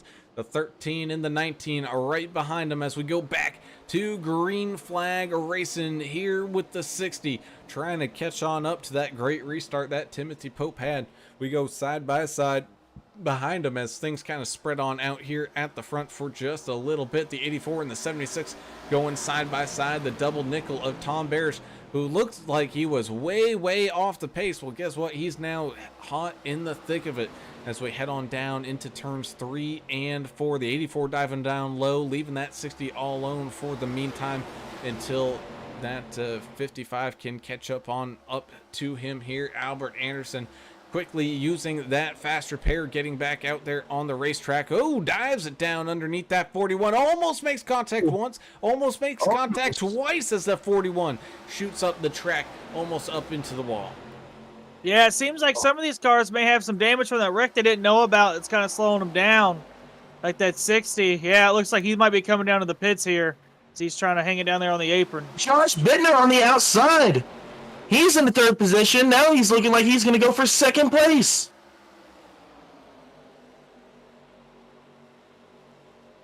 Coming out of the gun like a head full of powder. Here he comes up that high side. Little bit of a wiggle there. Able to keep it up off of that wall. He's hoping to get a little bit of help, and I think that's what Timothy Pope's trying to do. Just drag him back up here, up to the front. He's all alone for the most part. Ain't nobody out there giving that 84 machine no help as the leader of Timothy Pope continues to try to inch his way on out to that outside lane, trying to get Josh a little bit more help to help him around that 13 of Chris Klein. He's got the 76 of Jeff Ottinger there, closing up that gap. So Bittner, he's going to be stuck up on that outside for a little while longer here until at least Albert here coming on up behind him to try to give him a little bit of some of that help. Yeah, I think once when Albert gets behind him, they stay in the outside line as he's back trying to get around the 13 again. I think Pope might jump up to the high side to pull him, but right now it looks like Bittner's getting a pretty big run. He almost looked like he was about to go side by side with Pope right there. Yeah, it's getting dicey back here in the back, too, as the 69 just brushed the wall coming out of 2. 315 and Vincent kind of got into it a lap before that. These guys are trying to move their way back up to the front with about only 20 laps to go here at Atlanta. And this is great racing. Not a lot of time left as the Slicin and Dyson continue to rumble on here tonight. The 70 trying to stay tucked up underneath that 55, who looked like he was going to be making some good moves here. Timothy Pope up at the front, continuing to slice and dice. The 315, Zach Millett running a blistering 30.59 that last lap as he's splitting 3 wide, the 70 and the 15, able to squeeze his way on through. He is like a ferret right now. Anywhere he can fit that hood. There's a 55 out of the way. As the 55 gets little bumps out of the way there, as the 315, man, anywhere he's putting those front tires and that hood, he's going to sneak his way on through come hell or high water. As up here at the front, we go side by side. Josh Bittner getting that help that he so needed from that 747. 15 takes it 3 wide. There's a wreck in the back. The 23 and the 15 are around. Zach Millett trying to take it 3 wide, going into 3. Didn't work out. He stayed up there, but looks like the 23 and the 15 went on for a ride. Caution's out again here at Atlanta. And wow, that was something. Man, I was watching that 315, like you were saying, Alan. He's like a bull in a china shop, just trying to make his way up there, and he made one too many moves trying to get there too quick, and that's what caused that wreck right there in 3. He made contact with the 23 car right there of Mark Collins. And the 15, I think if Collins would have been able to make it up to the wall, he would have possibly been able to save it. Problem was he had the 315 right there at that rear quarter panel. Ah, man, the 91 getting snagged up in there. Just absolutely nothing you can do, spinning like a top. Yeah, and see, that's the thing is, you know, he's 315's apologizing right now, saying that his left sides were on the line and he couldn't go no lower, and all the 23 says is okay. So it looks like, you know, it stands. These guys that were up front got in that last wreck and they're in the back, so they're trying to move, you know, bully their way back up to the front, and that's what causes these cautions like that. Is now it's getting to the nitty gritty. And you ain't kidding. So now here's a dilemma. You got about 15 laps right now. We'll probably be going back to 13, 12 laps. Do you pit here for tires, or do you stay out and try to finish it? So I know we last pitted on lap 94. But tires are so important here now, especially with the track temp being so hot. I think you would pit for tires, wouldn't you? I mean, if I'm top 10 back, I think I would come in and try something different. I think that's the biggest thing is you don't want to follow the leader. That's right here. Like, it's, if I'm 11th, 12th, I mean, even 8th or 9th, these leaders don't come in. I'm going in and getting some, new boots on, and hopefully that gives me a little bit of advantage. Ah, man, it's darned if you do, darned if you don't. Normally, right, we talk about plate tracks, and tires aren't even a part of the discussion. I mean, you got a 70-lap race. You can run that entire race all on that same set. And that is not the case here tonight, as it looks like we're going to be going back green flag racing here on lap number 15. And, man, I would expect that, some of these guys, I don't know how many sets people have left here, know, we've had a lot of people, especially after that last wreck, you know, just do a full pit stop, do everything. So if they have that extra set, man, I think you would have had to use it on this time, because that gives you enough laps, right? Because we're also getting into that point where you also got to worry about how many laps are left in the time remaining. I mean, yeah, of course, you know, we're starting to see some more cautions, some more aggressive drive-ins, which is going to bring out more cautions. At some point, though, it's just due to the number of laps left, it's going to be so hard to make up any ground that you lose.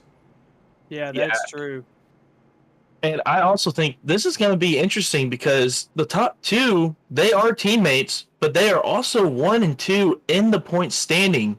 If I'm correct, I believe Josh Bittner is only 20 points behind Timothy Pope. I believe Josh is actually in third, Pope's in second, and they're only separated by a handful of points as the pace car peels off on to pit road, and we get ready. Looks like we're gonna have somebody coming on down pit road just as it opens up there behind that pace car. As we go back to green flag racing here, a good restart up at the front for the 747, that 728, and that 84 as we go back to green flag racing here. Side by side we go. The 84 trying to maybe duck down. No, he's going to stay on out, picking up a little bit of that run on the outside of Albert I Anderson. draft.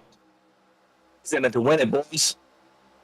That 84, he stayed back this whole race, and now he's like, all right, boys, it's time to party, and I'm ready to dance.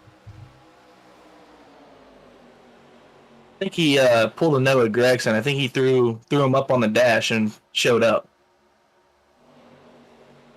Definitely, it could be a possibility as a 76 of Jeff Ottinger trying to catch on up to that 13 of Chris Klein here on the outside lane. The 315 of Zach Millett still hanging around up here as well, slicing and dicing their way on up through this field as we're closing in on the final 10 laps here.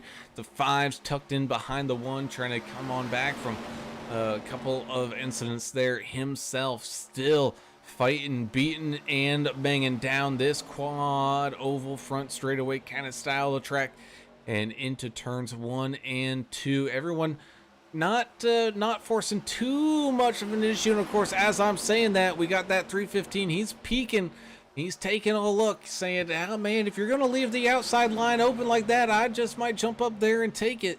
And he is still fighting his way around here. Another thing, you know, we talk about the turbo tunnel with the trucks at like Talladega or Daytona or those super speedways. As here we go. Oh, checking up in the middle of the field. 315. Oh my goodness, what a save! Oh, behind him though, that was not a save.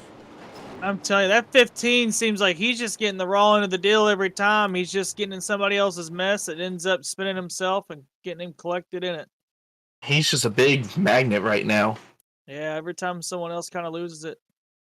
And it looked like the 315 getting a run on Ottinger there, decided against it and fell back, but that also checked up the 15, who then got into the 23 of Mark Collins, who got up into the wall, and hard impact into Larry Dickerson there as well, as a 315 looked like he was trying to save it after going about 45 degrees around, and it just snaps right back up into Larry Dickerson there. Oh man, hard impact up into that outside wall. Man.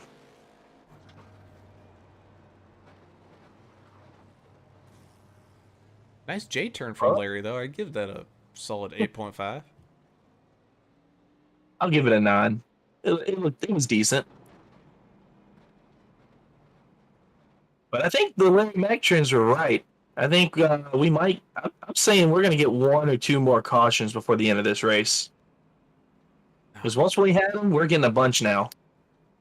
Yeah, that right front suspension of the 15 is absolutely destroyed. You can see that car leaning like it's got some hydraulics in it. He's going to come on down, and I think because he's been involved in pretty much every incident out here tonight, I don't think he's got any fast. Oh, as I say that, it looks like he did have 1 more fast repair left, getting that thing all fixed on up here and getting some tire. Does he? No, he's still, his suspension is still pretty cooked down there after getting those tires. But oh man, just heartbreak there for the 15 of Finch Short here tonight. So what you're saying is his car looks like Eddie Guerrero's car on his entrance for WrestleMania? Oh yeah.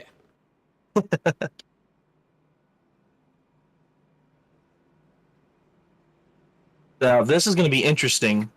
The 13 almost, thought he got second right there, but it looks like iRacing placing him in third. So this is going to be interesting to see what Timothy Pope and Josh Bittner are going to do here and see if they're going to work out a team deal or if it's every man for themselves. And that's a great question. I mean, knowing these guys, they're probably going to try to figure out a team deal. Of course, Anderson, not a part of that team. So he's going to be trying to play spoiler for that Numb Thumbs racing team that he's a part of over here. So we'll see. But again, that's the other aspect of it that, you know, off air that me and English and Turner discuss a little bit. You know, how confusing is it for these guys that race on different teams and different leagues, and then you see teammates on different teams, and you know, we saw this. I think it was in the Xfinity series at one point. Albert ended up pushing somebody else for a win, and you know, his teammate was getting a little upset with him there, being like, "Come on, man, you're not supposed to push them. You're supposed to push me." Yeah, I get that a lot.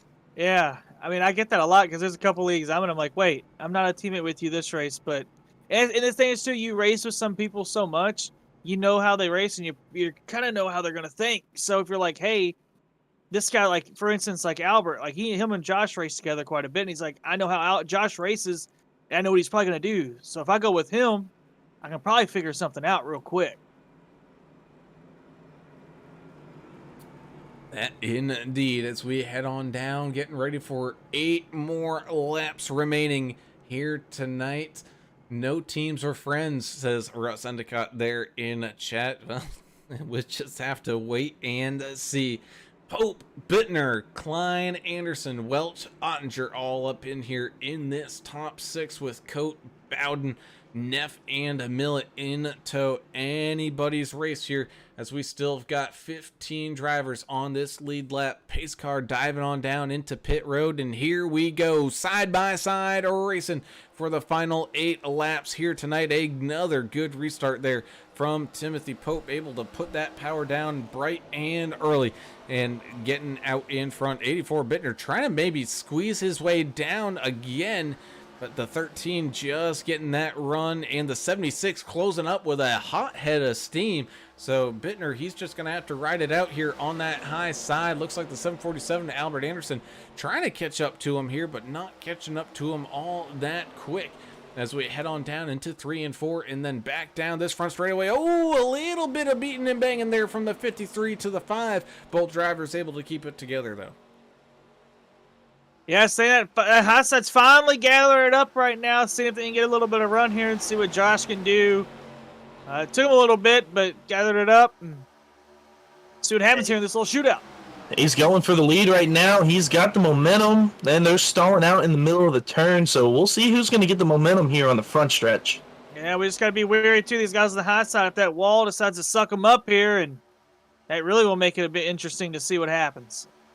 Yes, sir, indeed, as they go side by side down across the line. 6 laps to go. Ooh, saw a little bit of smoke there, but everyone able to stay A-okay, but that top line checked up just a little bit.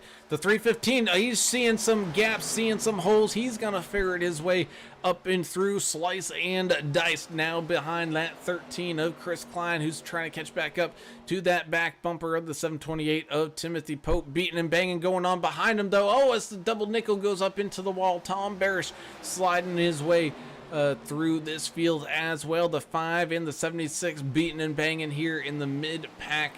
The 19 kind of stuck behind some traffic as well. He's stuck in there behind some lap traffic, which is not where you want to be here as we continue to fight for this race lead.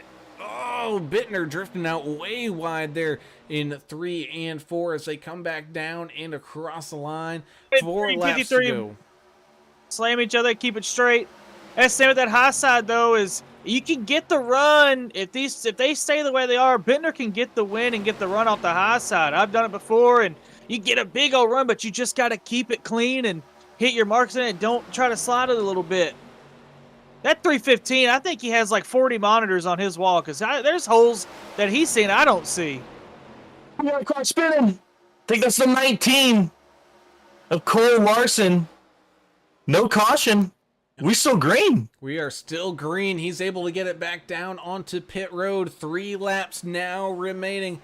As long as these guys can take the white flag, that means we won't see another caution here tonight, but we're still a couple of laps away from that. A couple laps of intense racing action left to go as the 84 and that 728 continue to guide both lanes around here. If you're Albert Anderson, you got to be thinking as the 315 tries to sneak his nose up underneath the 13, but the 13 shuts that thing on down real quick. But Albert Anderson, he's looking at 3 wide right here at the 5 and 53. It's not going to work. There's a big wreck out of in turn 1. Car's up in the fence. 23's in the air on top of the 5. 5 tried to squeeze it in there, didn't work out, and Man, that's all she wrote right there. 23 stuck on top of the 5. He's going to have to tow. He can get out of it. Let's see. They're still stuck on top of each other. There they go. Oh man, that's just the problem here with how this track is. It invites you wanting to go 3 wide, but there just isn't any room whatsoever. And the 5 just getting shot straight up the track. The 23 going for a freebie ride. The 69, the guy I picked, getting involved in another caution. He was in the lucky dog spot, but not gonna get it here tonight. And that Man, the 5 just had a huge run, and that's the thing about here at Atlanta is the turns are so much more dramatic than they are when you go to Daytona, Talladega, because they're gradual. Here it's still like your normal cookie cutter turn, so it's kind of sharp getting in there. So you have the invitation to go in, but if you're gonna do it, you got to almost put your wheel at 90 degrees just to get through that turn, doing it that way. 69 heavy damage there. Ooh. And that indeed. And I mean, like I kind of saw something like that happen. There were spaces. I was wondering if Albert was going to take advantage of that, because Bittner, he was running up there close to the wall going into some of those corners, coming back down, leaving a nice healthy gap there in the middle. But Anderson electing not to use it here. But guess what, boys? We're going into bonus time. Green, white, checker racing. And these guys end up having, I believe, 3 attempts at it. So that's going to be absolutely fun to watch. You want to know who got the biggest break out of that? The 19 of Cole Larson. Because he got spun right before all that happened. And he hurried up, got on pit road, fixed his damage, and now he's back out. He's back up with the pack, boys. He still has a chance. Oh man, that's actually a good point. He's in a pretty good spot as well. He's gonna be back there in 13th. I don't think he's really gonna have anybody fighting for any of those same lap spots either. So if something happens up at the front and he can slice his way on through, because I mean, green, white, checkers, it's no holds barred. We're talking tables, ladders, and chairs. We got everything flying out of these drivers' windows here coming up. So he can easily make that 13th into definitely a top 10. Most possibly a top 5. And who knows, could find his way up to the top 3 and maybe a win. Yeah, another thing you kind of throw in the plans here too is a cloud cover going over the track right now for this green, white, checkered. So like it's going to make it like an ice rink, especially on these tires. Let's see how they come out of here with this and do this little 2-lap shootout. Oh my lord! If I was reading that temperature right, it was 137 degrees. Woo-wee. Good night. That's cook yourself up a steak on that track, boys. I'll take some bacon and eggs. I'll tell you two with people. A little bit of rubber. I'll tell you 2 people who are happy right now over in the YouTube chat. Rich Blake and Brandon. They are fans of Brian Neff, and right now he's sitting in 7. He's been kind of keeping his nose clean. He's got a shot at it. So depending on how this goes, the path might part ways for him, and he might be able to sneak out a win. Yeah, I'd just say though, I think you got to watch out for this 315 on this restart. I think if he sees a little gap, he's going to take it 3 wide and try to go for the win. And same as Albert. Albert's up there. He's watching. He's itching for a win. So I think we're seeing what's going to happen here on this restart. Indeed, 728 of Timothy Pope, 84 Josh Bittner get this party restarted once again up here at the front. The 13 of Chris Klein, 747, 315, the 1, the 60, the 53, all fighting for a chance to win this race here tonight as we go back to green flag racing with our first attempt at a green-white checker here tonight. The 84, again, man, that outside line just looks like it struggles a little bit on these restarts, falling back a little bit, trying to regather up that momentum. The 315, he's wasting no time to beat and bang a little bit here. He's going to try to cut his way up. No, the 84, he's going to pinch him on down there as the 13 looks up to the outside. Oh, the 84 gets turned on the one's front bumper there. The 53 as well. He cautions out. Leader did not get to the line. We are going again. Oh my gosh. Pope's just getting a huge restart jump, and it's like, it almost looks like Bittner's starting like 3rd gear or something, how fast that Pope gets off there. And just there's just that high side just does not get built up like the bottom does, and it just makes some guys on the high side just lose so much. We see Albert and them going around 2. Looks like Albert ended up saving it. I see Pope went right in the middle of the restart zone. I think he might have caught Josh sleeping right there. Oh, Albert with the wild ride. Looks like he was able to avoid the contact though, so that's good for the 747 team there. Yeah, for the most part, avoiding pretty much all those contacts. And I mean, it looked like just 84 of Bittner and the 1 of Derek Welsh, just a mismatch of quarter panels there as they get all knotted on up. And for the most part, everyone else able to kind of drive out of it, and it looks like everyone is okay for the most part, as we're going to have attempt number 2 at the green-white checker here coming on up. Yeah, it seems like Bittner's not too happy about the way the restarts work, and said his displeasure over the radio, and it makes sense on these restarts how slow he's going. I guess he's just not expecting him to go in the middle of the restart zone. So guess get that fresh pair for 84, put him back out there, and let's just see, re-rack it again, fellas, and see how it goes.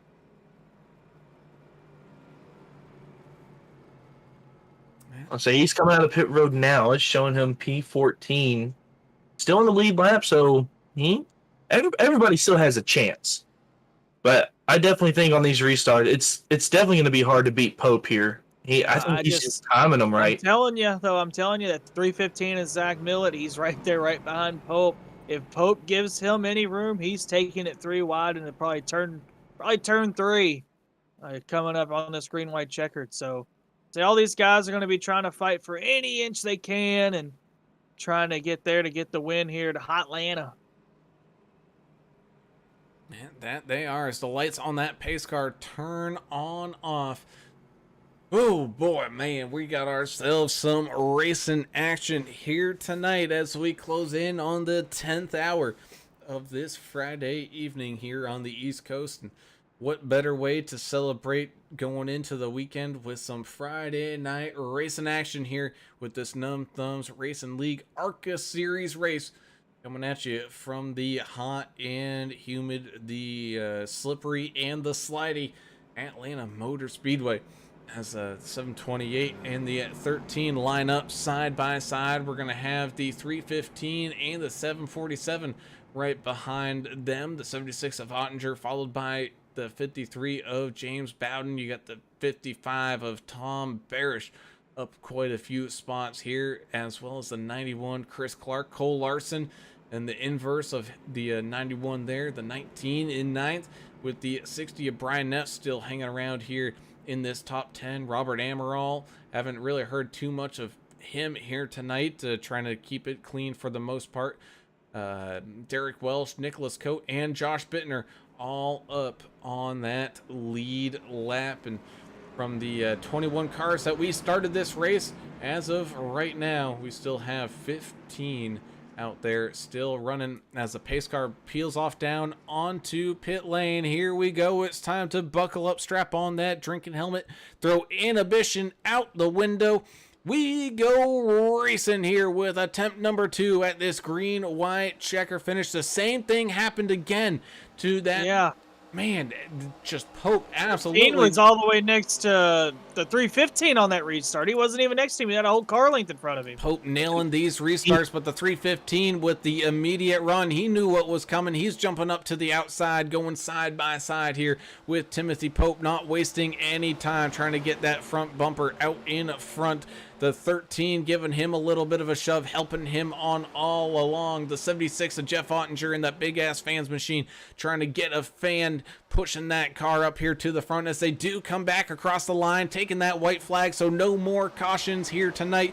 This is it. The final lap of racing. 315 gets clear of the 728, breaking on down to that bottom side. The 13 now has a chance to pick up a run here on this far outside lane. The 315 is going to move on up to give a block, but that's going to open up 728 with a run. They go side by side. Doors are rubbing. Here comes Albert Anderson with a shove to the 315 as well. Exiting turn number 4. Absolutely strong racing. 315 goes sideways. They flip as they wreck. Oh my goodness. Oh my goodness, Timothy Pope with the win.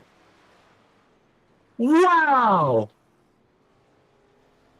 And what they call that in horse racing is a dead heat.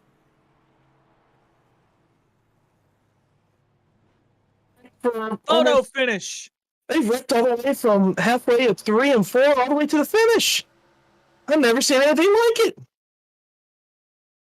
The beating and banging action as everything breaks on loose there. Just a little bit too much of a push from the 13 to the 315, sends the 315 on around, finishes the race backwards with Timothy Pope coming across the line sideways in the 13 as well. That is your top 3. Then you got 747 of Albert Anderson, 60 of Brian Neff. Oh my goodness, absolute carnage down there. Ooh, doggy dog. That was a great finish down there. What a finish right there. It just sums up this race and how everybody's just trying so hard to get a win. And right there, they laid it all out. They threw the gloves off and they said, "Let's go, boys." And they sure gave us a show right there. Oh Man, that was awesome. Yeah, Wow. it looks like then that wreck that all started looks like Albert kind of clipped the apron a little bit, came up, hit the 53. He got in the 13, got him a little unsquared, and he got the 315, and that spin them all around, and they're all dancing on a Friday night across the finish line. The 53 had a huge run, and it looked like he was about to try to make it 3 wide to make something happen, but then he barely hit the 13 there as well as he was getting hit by Albert. So And that's the thing. It's Albert. He had a huge run too, going into 3 and 4. He just had nowhere to use it because it was just everything was blocked. and, oh man, I hate it for the 315 because it was going to be. I think he might have had it. It was going to be dead heat, maybe half a nose, and the 13 just got underneath his bumper a little too far, and just turned him around. That's the thing here. On these last laps like that, dead heats, when it comes to this, you want to be on that high side of Atlanta if there's no wrecks. You get such a good momentum off that high side when you get to the tri-oval here and quad oval and get to the line. And what a finish. Great finish from these drivers. So let's go ahead and talk to some of them.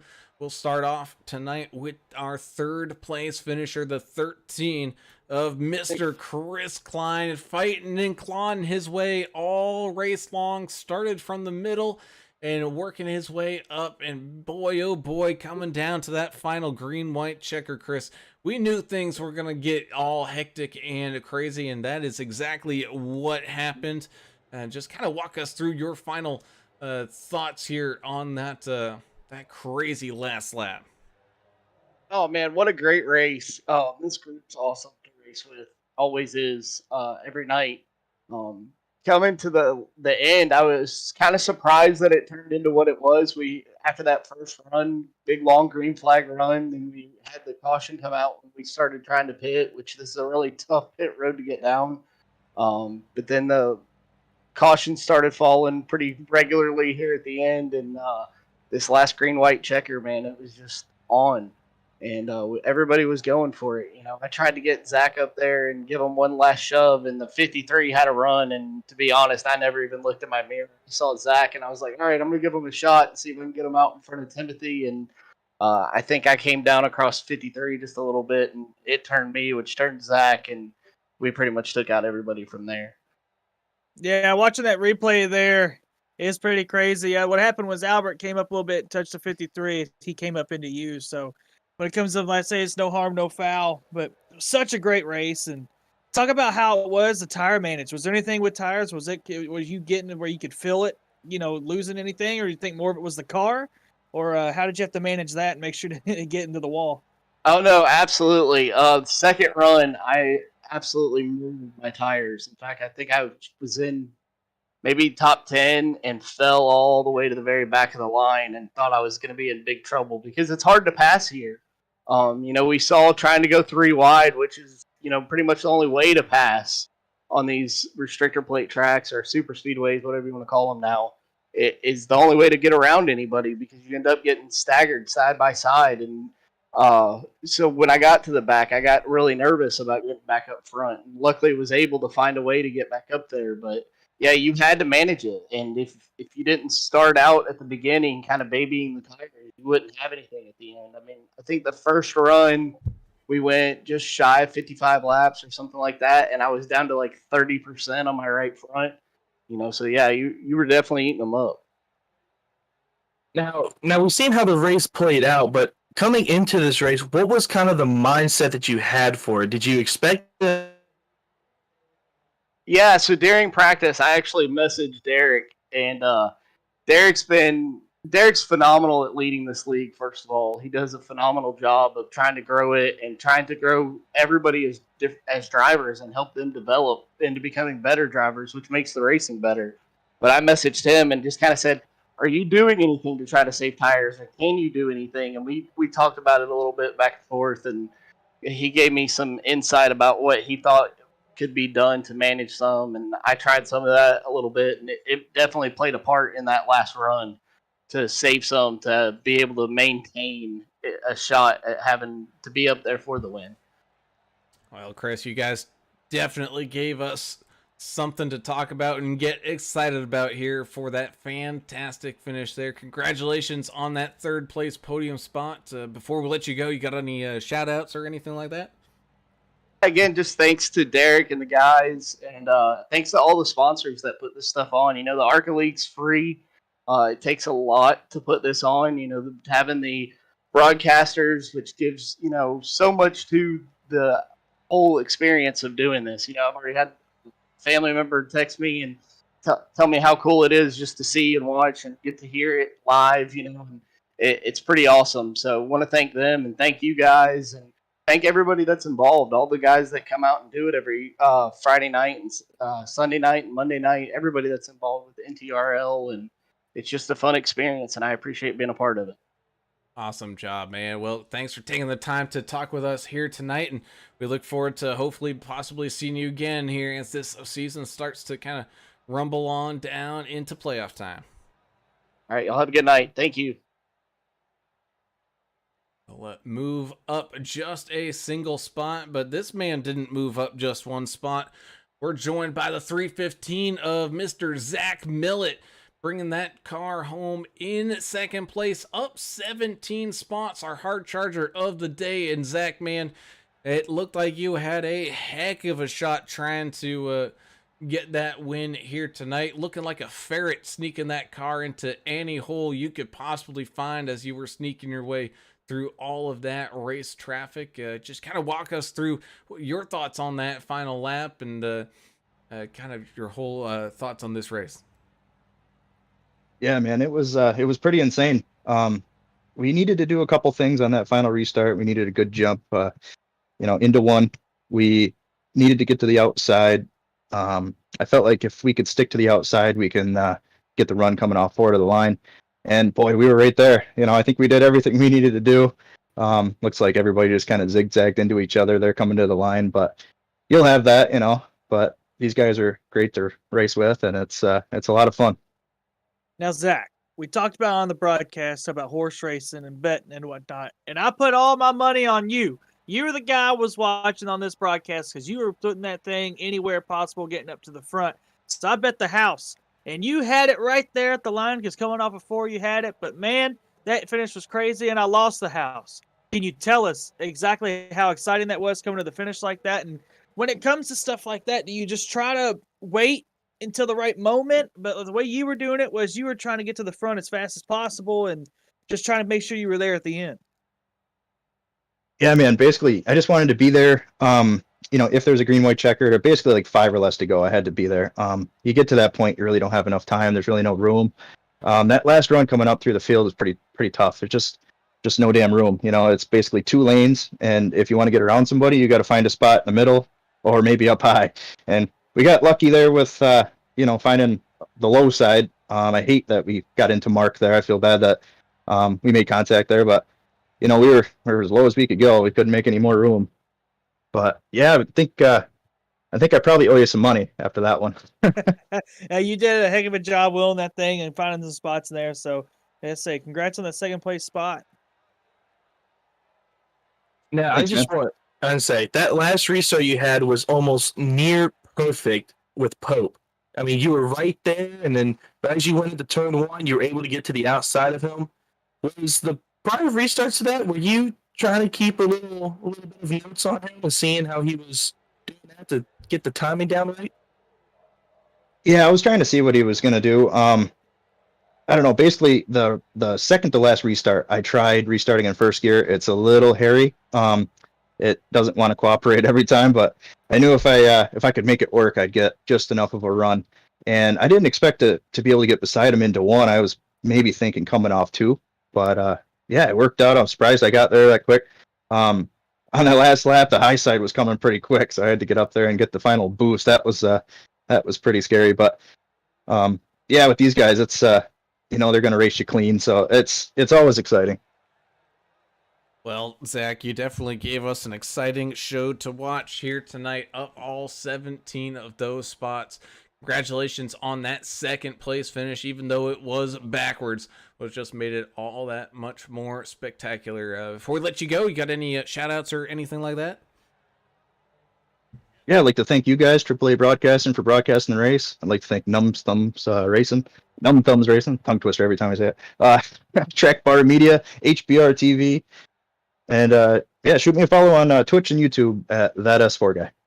Awesome, Zach. Well, congratulations again. Enjoy that second place, and we look forward to seeing you back out here in action once again here later on. Thanks, guys. Take care. As we move up to tonight's race winner, we already have the cot all set up for him because he basically lives on up here. That's Mr. Timothy Pope in that 728 machine. Tim, you definitely made this one look pretty easy up there, keeping that nose out of trouble for the most part and able to pick up that race win. But oh boy, was it close coming on down that final stretch. Yes, sir. That last lap, quarter lap there, it got a little exciting there, and I was able to slide under them and hang on there. Timmy, you know how it is. Everyone loves you. You're always up here fighting for the win, no matter what happens. If you get in wrecks, next thing you know, when it comes to the last couple laps, there's Timmy Pope right there for the win. So it's pretty cool to see you back up there in the victory lane. How was it tire-wise? Did you try to ease it a little bit, or were you just trying to mash the gas, stay up front, make sure you didn't get in too much trouble? Pretty much just mashing. I tried saving tires a little bit on that second run, but that didn't work. After they wore out for me, you just wanted to push real bad. Whether you want on the top side or the bottom, you had to lift pretty good there to keep it off the wall or out of the car on the outside. But yeah. Say it was very entertaining to watch you out there, and that was you did quite a bit of aggressive move, but you practically ran a perfect race. So was that your mindset coming in to run kind of a aggressive feel, or were you just gonna just wait in line and see how it played out? Kind of both, I guess. Just try to hang up there around top 5 and see what happened. And then they had that big wreck, and it propelled me to the lead, and that's all she wrote after that. Was able to hold them off. Besides that last run that Millet got there on that restart, he got a good restart there. Well, you're definitely a man who takes advantage of every opportunity given to him. Tim, congratulations here once again on this win. Before I let you go, got any shout outs or anything like that? Yes, sir. Track Dogs Limitless and KOK. Everybody on this team. Ricky and Josh and Mike, myself. I hate it for Josh. He got a little black flag there. Jumped a little start what it said, but he never passed me. We can't figure out why he got the black flag, but hate that for him. Well, good job here tonight, Tim. Congratulations. We can't wait to see you guys back out here in action once again, but go enjoy this victory over this weekend, man, and we look forward to seeing you up here again on the next one. All right, have a good one. Congrats, Tim. See you soon, buddy. Congratulations. Later. Thank you. Ooh, boys. Guys, that was probably one of the best finishes I've seen in a while. Yeah, how's that for your premiere of AAA broadcasting jumping up here in the booth? And we get a great show like that here at the end. Say, what's next? What we got next? What's on the docket? Well, what's on the docket is we run through the final order, and then we call it a night until Sunday night. So that's that's unfortunate side of broadcasting is as much as we get all pumped up and amped up, we sadly have to wind things on down and close it on out. So speaking of, let us tell everybody where their favorite driver finished up here tonight. Again, what you see on your screen is tentative. They do have to go back through and make sure everything's all on the up and up, make sure everyone's got the correct positions. But as of right now, Timothy Pope, that's not gonna change. Walking home your race winner here tonight. Big time win for that 728. The 315 of Zach Millet up 17 spots. Able to walk away here with second as your hard charger of the day with a 13 of Chris Klein trying to push him to a win. Just not quite able to get it done. Able to walk home though in third there for him. 747 of Albert Anderson having a heck of a run here tonight as well. Up 12 spots to finish here in fourth. The 60 of Brian F. closing things on out here with a solid top 5 finish as well. Looks like Jeff Ottinger able to come back across the line, up a couple of spots on the day here in sixth with the 1 of Bogus. Derek Welsh coming home with that 7th place finish. The double nickel looked like he was going to be out of this race for quite a while, but he was able to fight back and pick up a couple extra spots as well to finish this thing in 8th. With Cole Larson in that 19 machine, able to take home a 9th place finish. Following that, in that 91 machine, we're gonna have Chris Clark come on home in that final top 10 spot. Then we're gonna have the 91 of Chris Clark finishing 11th with the 12 or in 12th position. We're gonna have the 70 of Robert Emerald finishing there in 12th. Then we'll have the 13, the 5 of Nicholas Coate. He was my pick to win. I thought he was going to get it done. And Lady Luck was not on his side today. And in 14th, we have the 84 of Josh Bittner. The 15th, we have the 41 of Tyler Holden. And in 16th, we have the 73 of Josh Keller. The 17th, we have the 23 of Mark Collins. In 18th, we have the 69 of Larry Dickerson. And in 19th, we have the 15 of Vincent Short. And in 20th, we have the 24 of Toby Collins. And 21st, we have the 79 of Dave Hoitzema. And in 22nd, we have the 52 of Ricky Wittenberg. And Neil Quick in the 27 rounds out 23rd. it looks like Neil Quick was our race controller here tonight, so thank you, Neil. I know you probably had your hands full.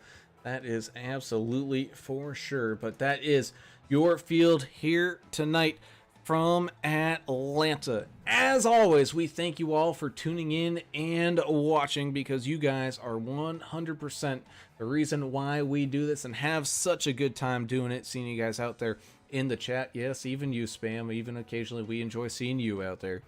So thank you guys so much. And if you haven't already, please be sure to hit that subscribe button and ring that notification bell so you get alerted as we go live 5 nights a week over here on AAA Broadcasting. You don't want to miss a single second of the great race and action like you saw here tonight on any of those nights that we are live. And if you do like any of those races or anything like that, be sure to hit that thumbs up button so that way that YouTube algorithm knows that hey, people like this and we need to share it with more and more people, and that just helps us grow this community more and more. So if you'd be so kind, please go ahead and go on do that. But also big thank you to the race sponsors of JP Designs 3D Prints, as well as Davidson Builders, jumping on board all season long.